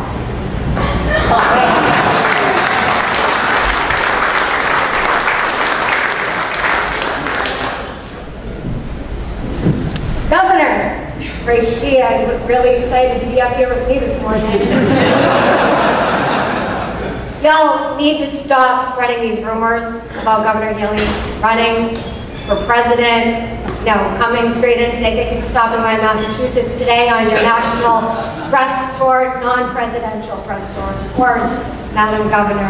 But look, everybody, just to clear things up, Madam Governor has no more intention of running for president than she does in returning my phone calls. So we're good.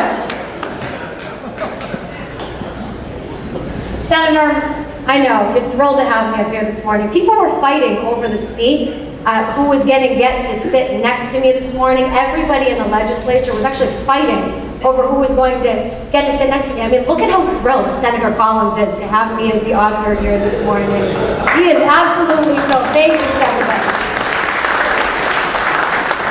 But Nick, I have to answer the question that everybody wants the answer to. So I'm sorry to do this morning, but the people want to know. Nick, the people want to know. What are they so afraid of? What are they so afraid of? And I'm going to tell them, Nick. I have to tell them. You want to know what they're so afraid of? Do you want to know what they're so afraid of? They're so afraid that I'm going to sing again at this breakfast. And I will not be silenced. So that's exactly what I'm going to do.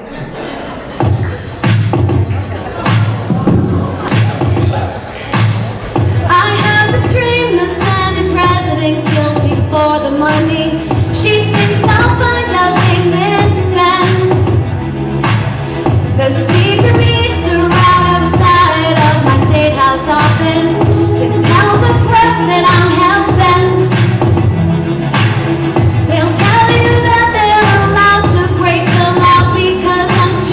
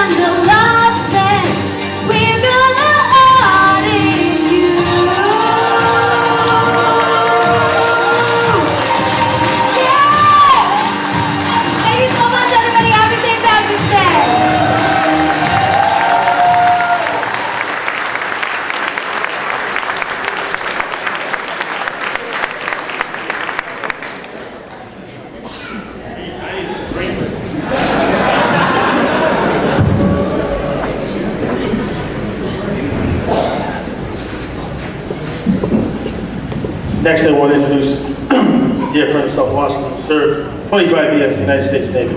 Former City Council President, now in his 4th term. Please welcome the son of South Boston, my good friend, City Councilor Ed Flynn.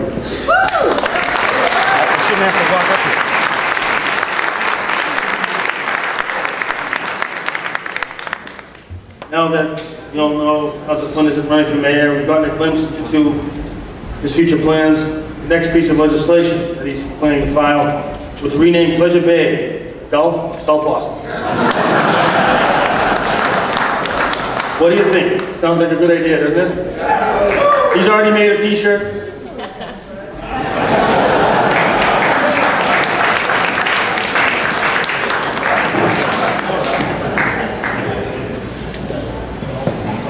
The people agree. It's time to make Castle Island great again. Please welcome Councilor Ed Flynn.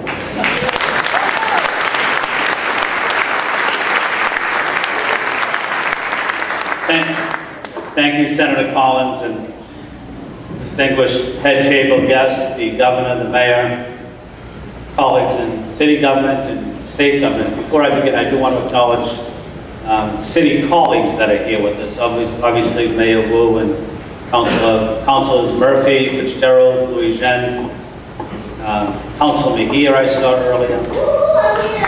Okay. And 2 former city councilors that I thought did a wonderful job, Frank Baker and Michael Clark.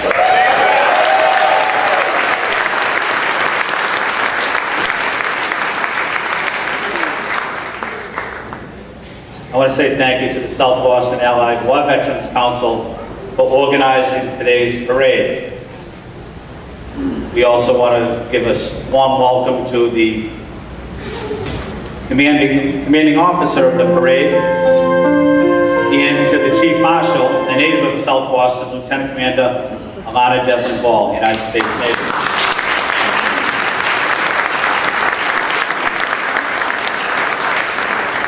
It is wonderful to be here with you at the Ironworkers Hall, see so many friends from South Boston, throughout Massachusetts. This union represents the men and women of the building trades that helped build this great city and country, providing thousands with the dignity of work, a clear path to the middle class. Thank you to the Ironworkers.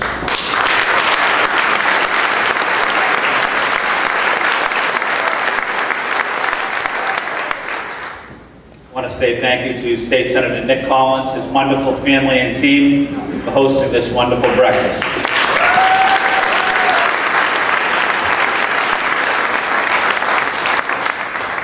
To me, this parade and all the wonderful events leading up to it, what they're really about is the community, honoring the service and sacrifice of our veterans as well, our military families, our Gold Star families. Also a special thank you to the men and women of the South Boston Citizens Association for your efforts in organizing so many events throughout the month of March. Thank you.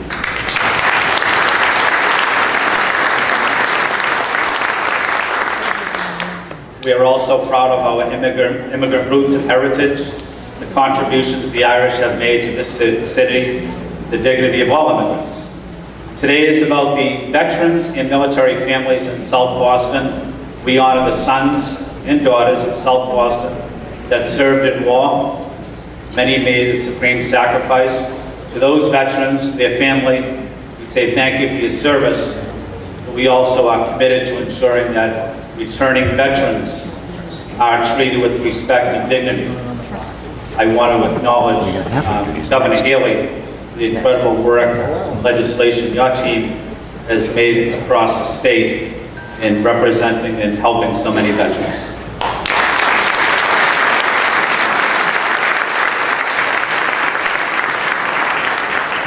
I also want to acknowledge the incredible work of our neighbor in South Boston that does an exceptional job down in Washington fighting for veterans and our families.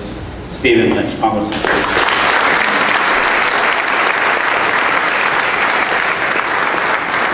There's a gentleman watching on television. His name is Ed Kennedy, and his family is watching the breakfast. He's a World War II veteran who served in Normandy during D-Day. He is 103 years old. A special shout out to him.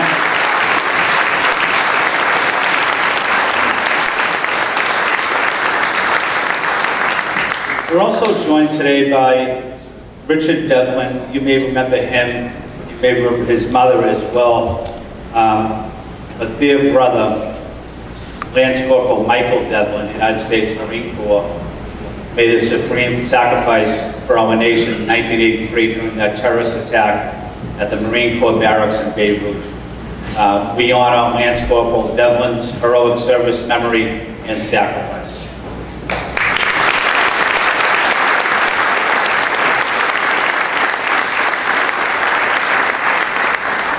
And as I conclude, it's my honor to give a South Boston shout out.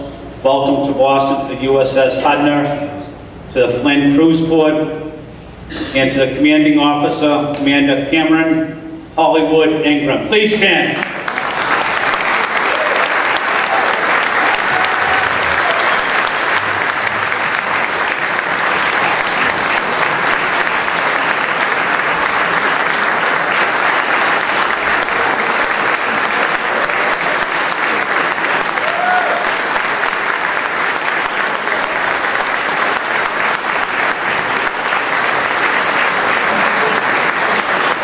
Happy St. Patrick's Day, happy Evacuation Day. Thank you, Ed. Our next guest hails from the great city of Dublin. Irish tenor Paul Byram did a spectacular rendition of the Star Spangled Banner last week at the Celtics game. He's been a guest here at this breakfast before, and we're thrilled to have him back. Paul's first song will be sung in honor of the over 160,000 servicemen and women of the United States Armed Forces serving overseas in harm's way, protecting our freedom, and for the Israeli hostages in Gaza, who were abducted on October 7th, 2023, and remain captive after 526 days. The song, while not a traditional Irish song, was made famous by an Irish tenor in the 80s, who was almost blocked from singing this here in the United States. But with the help of some common sense Americans, was able to break through the blockade. Please welcome our good friend, famed Irish tenor Paul Byram of Dublin.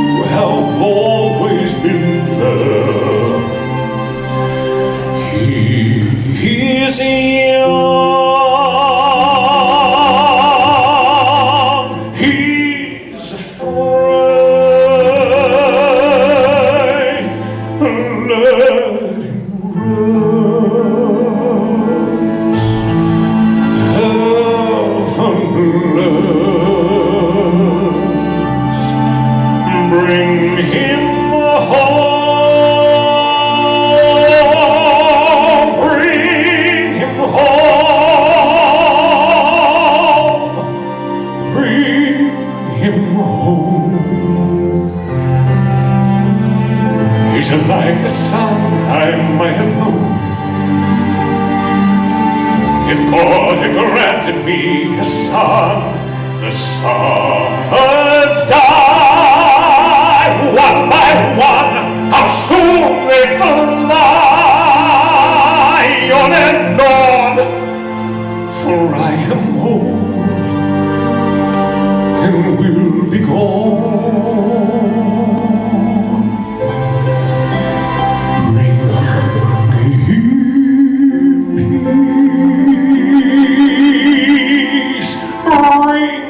Joy, he is young, he is only a boy. You can take your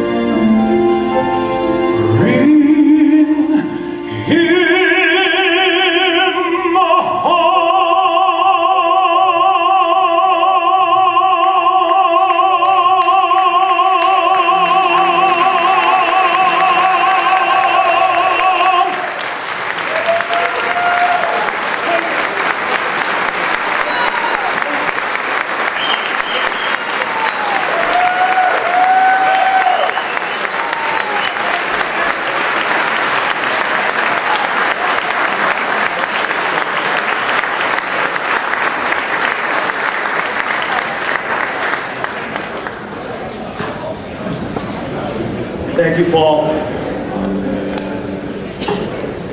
want to mention some of our friends in organized labor who did support us today. I mentioned Local 11, IATSE. Boston Firefighters, Local 718.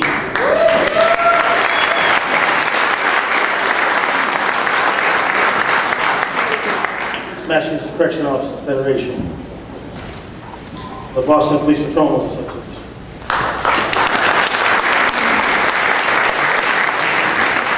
Boston EMS.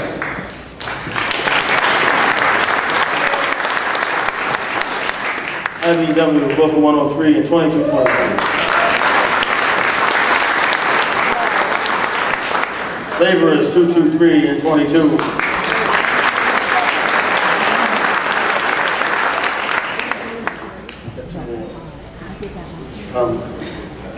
Next up, our District Attorney, Kevin Hayden's here. It's here for our District Attorney, Kevin Hayden.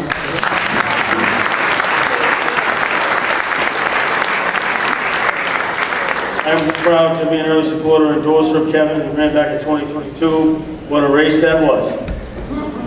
He ran on a common sense agenda, and that terrified City Hall. He's done a great job working to restore the order in the streets of Boston to help our law enforcement partners. Amazing how things change and how quickly in politics. We went from persona non grata with City Hall during the call, as you may recall, the mayor was a passionate supporter of the call. So now, they won't do a press conference without him. Either way, he's doing a great job in his first term as district attorney, not just by enforcing the law, but also giving people struggling with substance abuse and addiction a second chance with the SOS program. Please welcome my good friend and a good friend of South Boston and Suffolk County, the Honorable Kevin Hayden.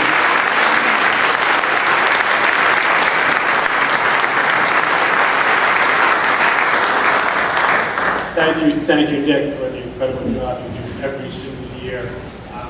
You all look marvelous. Happy St. Patrick's Day. You know, with everything that's going on down in D.C., Trump getting elected, I came in this morning thinking we're going to be unified. We're going to be together. You know, we're not going to hear a lot of crappy political jokes about each other.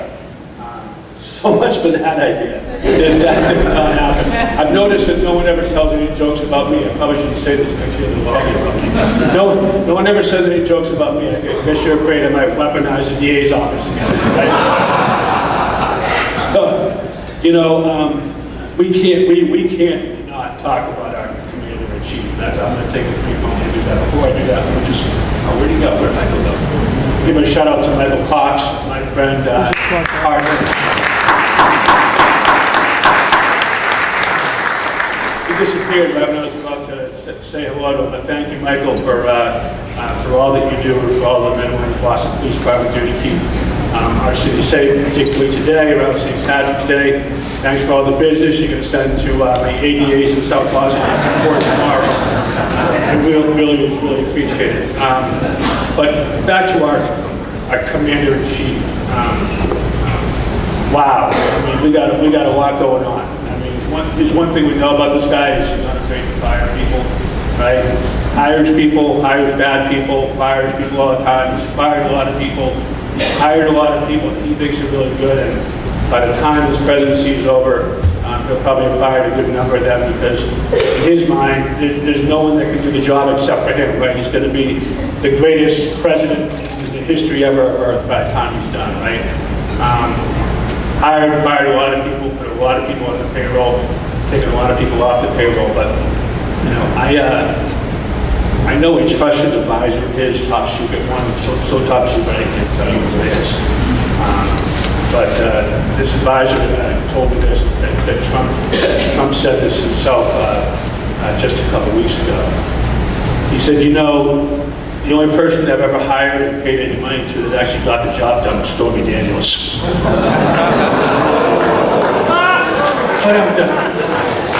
That's all I got, folks. Happy St. Patrick's Day. God bless you.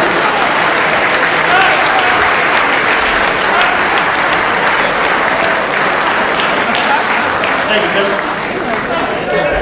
I want to recognize this year's Chief Marshal of the St. Patrick's Day Parade, the Evacuation Day Parade. Did the Pledge of Allegiance earlier. She's here with her family. Lieutenant Commander Alana Devlin Ball, thank you for being with us. Thank you for your service. She's here with her husband and her dad, Kevin Devlin, and their mother, Mary. Thank you all for being here.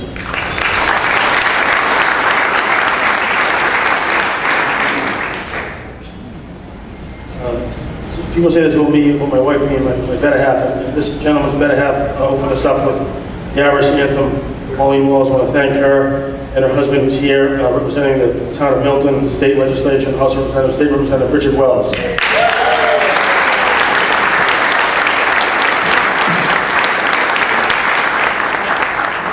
If anyone's asking, there is a doctor in the house. I want to recognize Dr. Lita Wallachek of the South Boston Community Health Center.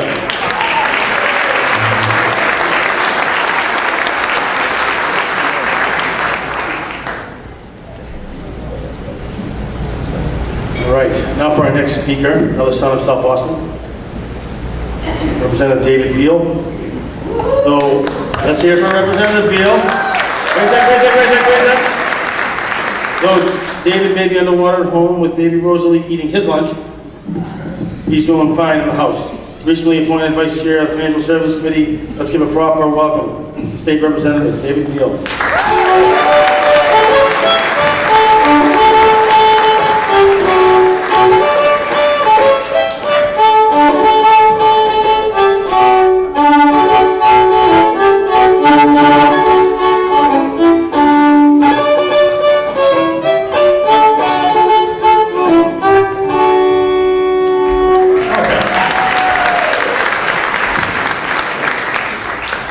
Thank you, Senator, for that rather kind and unorthodox introduction.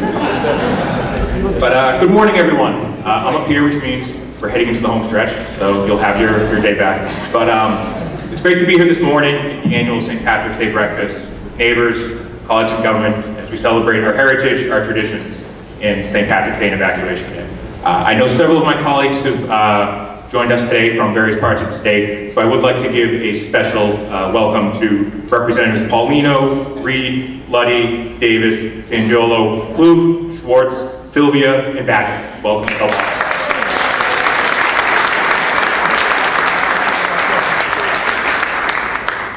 Also, I want to give a special hello to my favorite constituent, my daughter Rosalie, who's watching at home. Hi Rosalie, Daddy loves you, we'll see you soon. And instead of leaning into some dad jokes, we're going to give comedy a go here. Matthew walks into his local pub, says to the bartender, "A pint for me, a pint for you, and a pint for everyone in the pub." Finishes his pint, Matthew starts to leave the pub. Bartender looks at him, hey, what about the payments?" "Sorry about that," says Matthew, "but I have no money." Bartender's angered by that, throws him out of the bar as hard as he can. Very next evening, Matthew walks into the very same pub, says to the bartender, "A pint for me, a pint for you, and a round for everyone in the pub." Now the bartender thinks to himself, this guy can't be dumb enough to pull the same trick twice, so he must have enough money. So he gives a pint to the bar. After drinking his pint, Matthew again walks out of the pub. Hey, what about payment?" shouts the bartender. "I told you before, I have no money," answers Matthew. So again, the bartender throws him out as hard as he can. Third straight evening, Matthew walks into the same pub and says to the bartender, "A pint for me and a pint for everyone in the pub." In disgust, the bartender asks, "What, no pint for me?" "No," answered Matthew. "You get too violent when you drink." We're going to try to go on a high note. Happy St. Patrick's Day. Happy Evacuation Day, everybody. Have a great day. Let's hear the State Rep David Beal.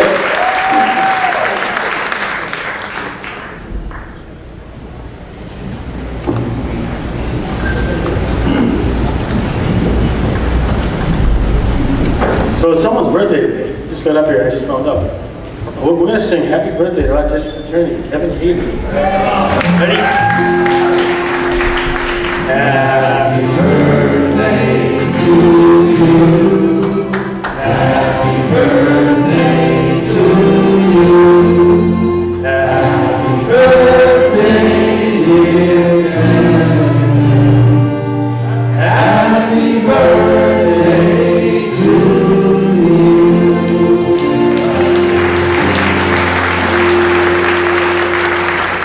Now, don't expect anything in the budget. All right, we're going to sing a song. Wild Rover.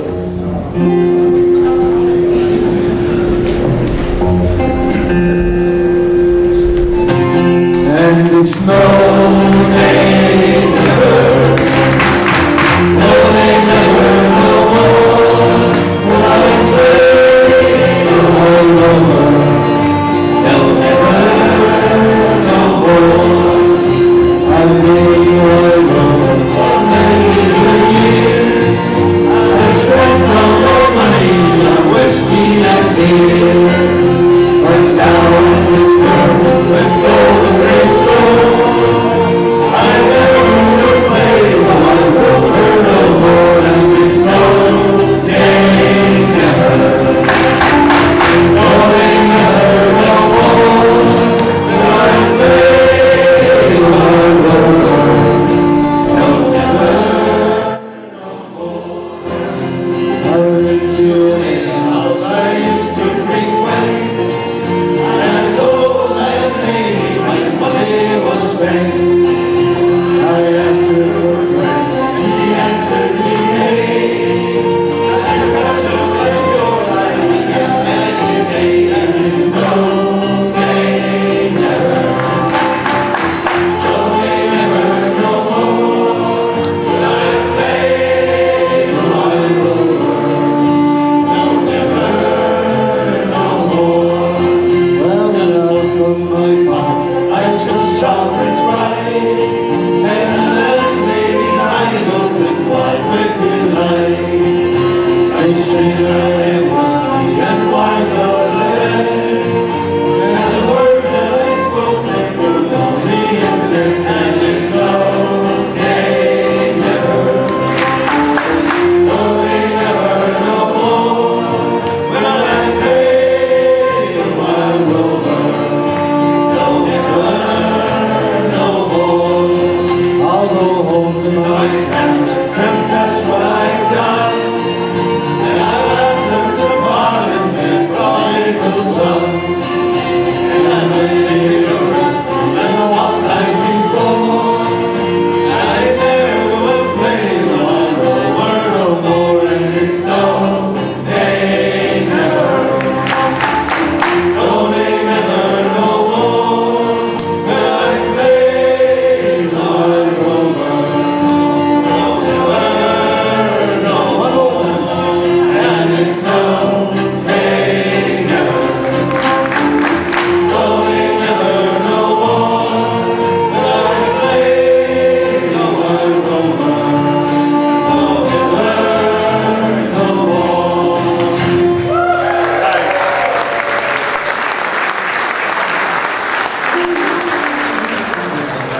Next up, joining us today, a real wild rover, all the way from Ireland, representing the Irish government. He is the Taoiseach's Cabinet Minister of Enterprise, Tourism, Employment, Peterborough. Peter was born in Mullingar, Ireland, studied commerce at the National University of Ireland in Galway. Peter served on the Westmeath County Council in 2007, so he was elected to the Dáil Éireann, the Assembly of Ireland, Ireland's version of the United States House of Representatives, in 2016. 2 public sector paychecks at once? If you're open to a third public sector job, full remote work, I think Mayor Wu can get you on about 100 grand. Please give a warm welcome to Cabinet Minister Peter Burke.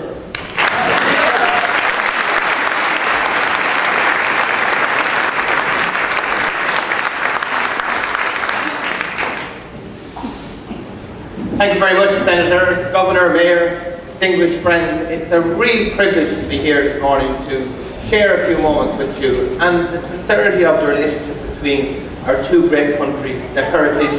1 in 5 people in this great state have an Irish heritage.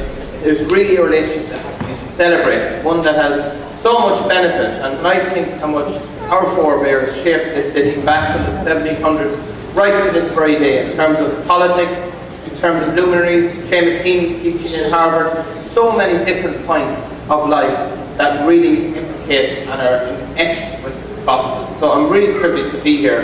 I I would say that it is incredible to see that a country of the geographical size of Ireland, and indeed its population, is the 6th largest investor in this great state, in this country. It's incredible.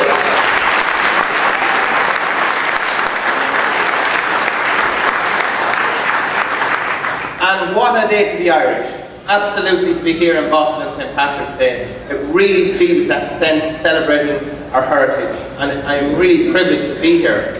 I just leave you on one lighter note. At a time when the whole discourse is talking about deficits and surpluses, and the narrative is all very, very cross, when you think about what Ireland has given to Boston from so many political leaders, former mayors, the Kennedys, incredible people who have taught here, Seamus Heaney in Harvard, and what did Boston give to Ireland? Dunkin' Donuts.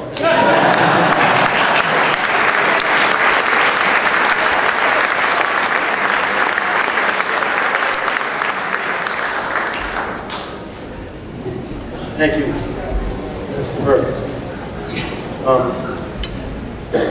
While today is a joyous occasion, we also want to pause to remember those who passed last year with us in spirit. I mentioned Sheila Lynch. The Honorable Frank Malloy, former Attorney General, State Representative World War II here.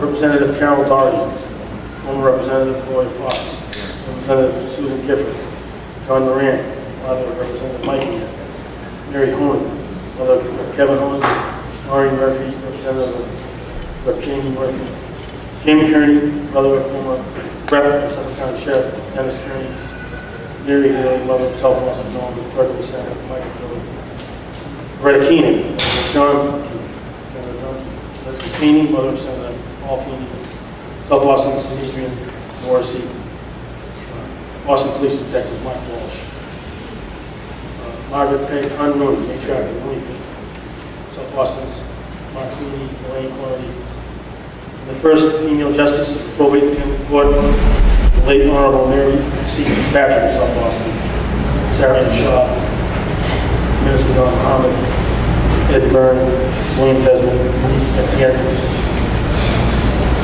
South Boston's own retired Boston police officer and Gunnery Sergeant, United States Marine Corps, Richie Vito. On them, I'd like to invite up my friend, Representative John Moran, from the party class.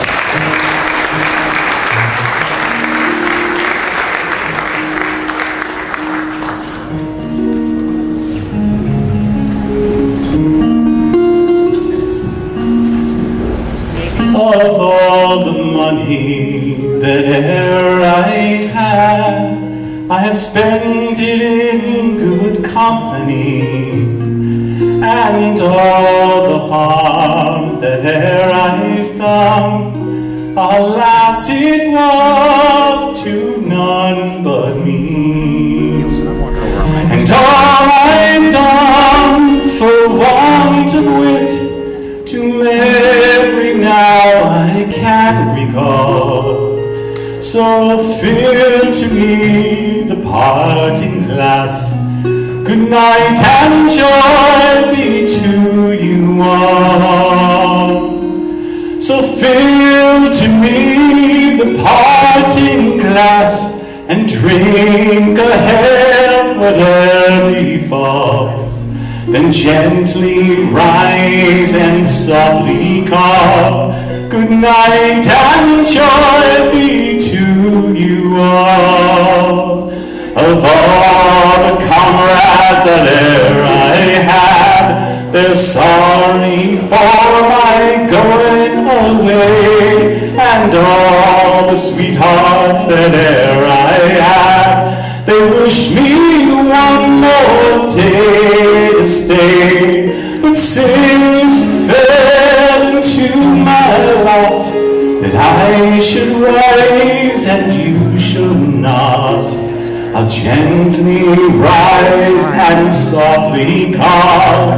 Good night and joy be to you all. So fill to me the parting glass, and drink a health whatever befalls.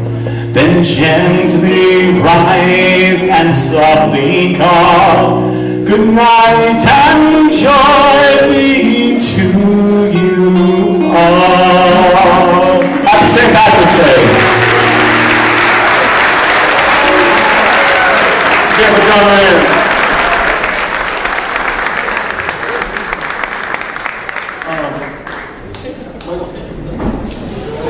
I think you know this song. I'm going to sing Dirty Old Town.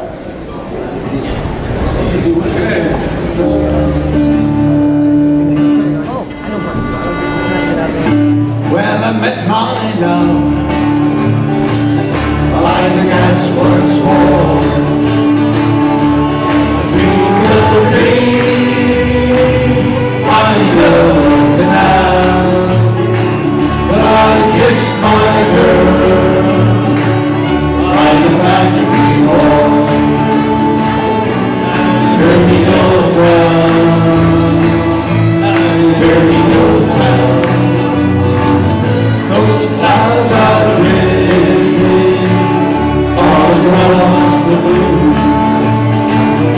and the cats are crying on their leaves. I'll straight to the girl on streets and lanes. It's such a dirty old town, dirty old town.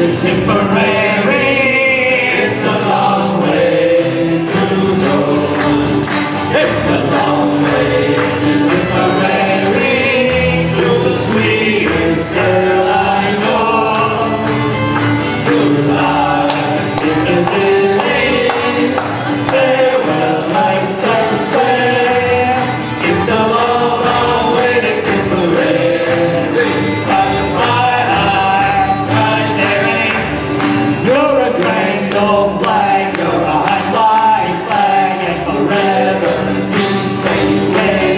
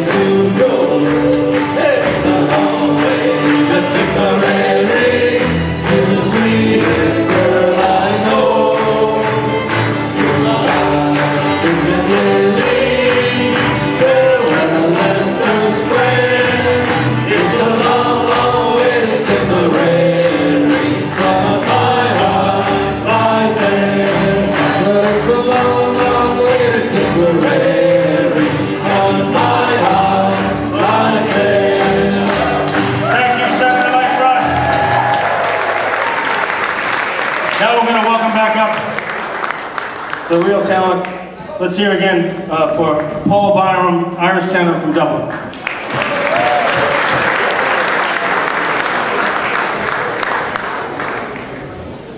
Do they know that? They know Hi, again. We obviously know what we're doing. So, yeah. Town I Love So Well is a song that was written about Derry, Northern Ireland. And of course, Derry, in the song, it tells very briefly, not to bore you, but it very much tells the story of how this beautiful city got upset and destroyed by conflict. And I suppose we're living in a time where there's plenty of that. But in particular, in the last verse, it talks about moving on, not forgetting, but moving on, and praying for peace and a bright future. And thankfully Ireland lives in peace now, and long may it last, and hopefully that same peace can continue on in other parts of the world moving forward. So I hope you enjoy it. Simply called The Town I Love So Well.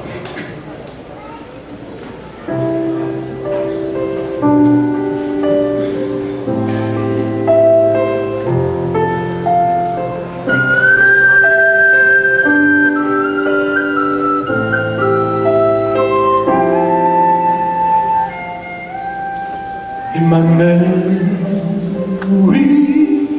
I will always be in the town that I have loved so well, where our school played ball by the old gas yard wall, and we laughed through the smoke and the smell.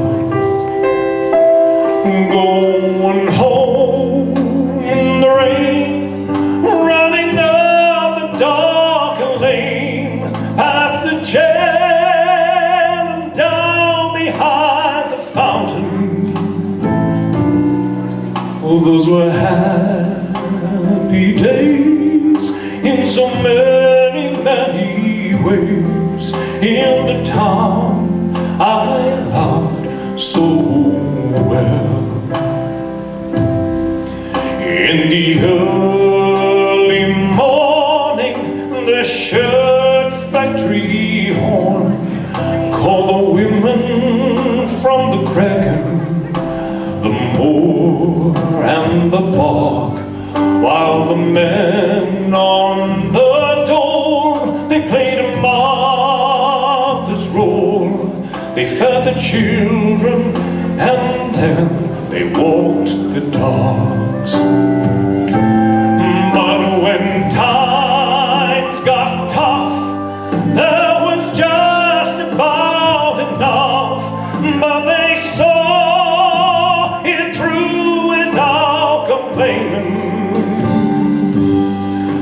For deep inside there was a burning pride in the town I loved so well.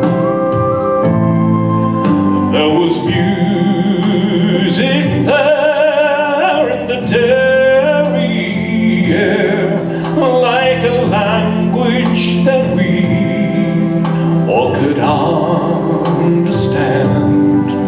I remember the day when I earned my first pay, and I played in a small pickup band. There I spent my youth, and to tell you the truth, I was sad to leave it all behind me. For I learned about life, and I found a wife in the town I loved so well. But when I returned, how my eyes had burned to see how a town could be brought to its knees by the armored cars and the bombed out bars.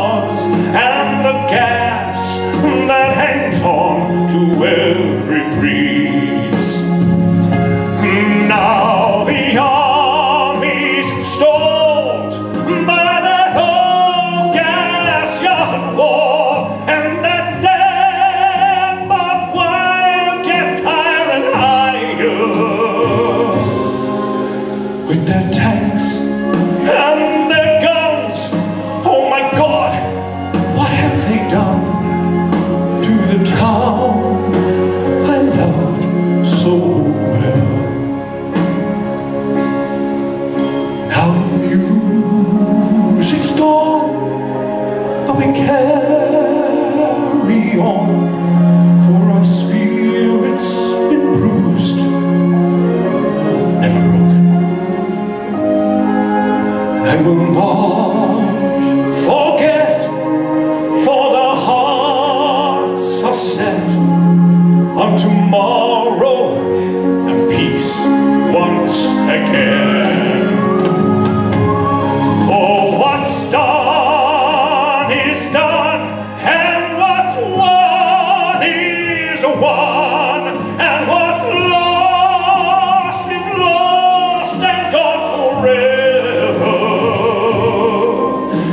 I can only pray for a bright, brand new day in the town I loved so well. In the town that I loved so well.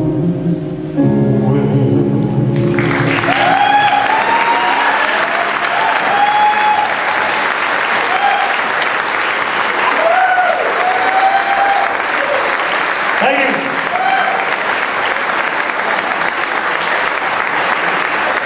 Thank you, Paul. We're going to have him back up there in a minute. Gentlemen, John, I want to thank my family, my wife Olivia, my daughters, parents, all my family that's here. Karen, even when I'm terrible over here, right side. I also want to thank some of our local unions, operating engineers local 4, union painters 35, 537, local 33. It's an honor to represent you on the first summer district. We're going to have Paul up one more time, hitting us with Irons Hall. Okay, this takes everybody's efforts. Clapping hands, singing, shouting, let's go!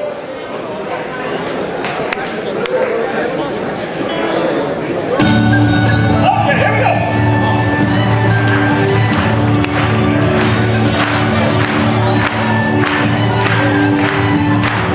Come the day and come the hour, come the power and the glory.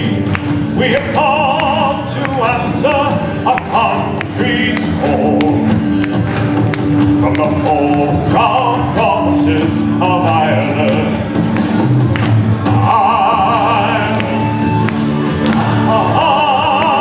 Ireland, together standing tall, shoulder to shoulder, we'll answer Ireland's call. Yeah. From the mighty glens of Antrim, from the rugged hills of Galway, we have all from Limerick to Dublin Bay. From the 4 proud provinces of Ireland, Ireland, together standing tall, shoulder to shoulder,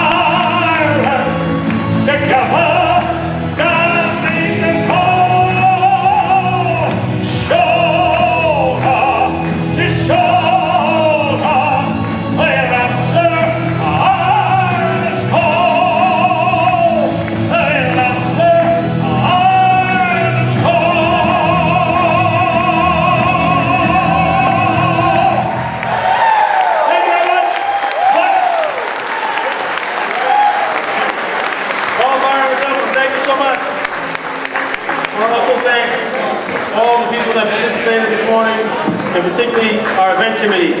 Haley Walsh, Jennifer Jackson, Lise Cohen, my wife Olivia Lipp, Sean Pierce, Tom Butler, Tom Tinlin.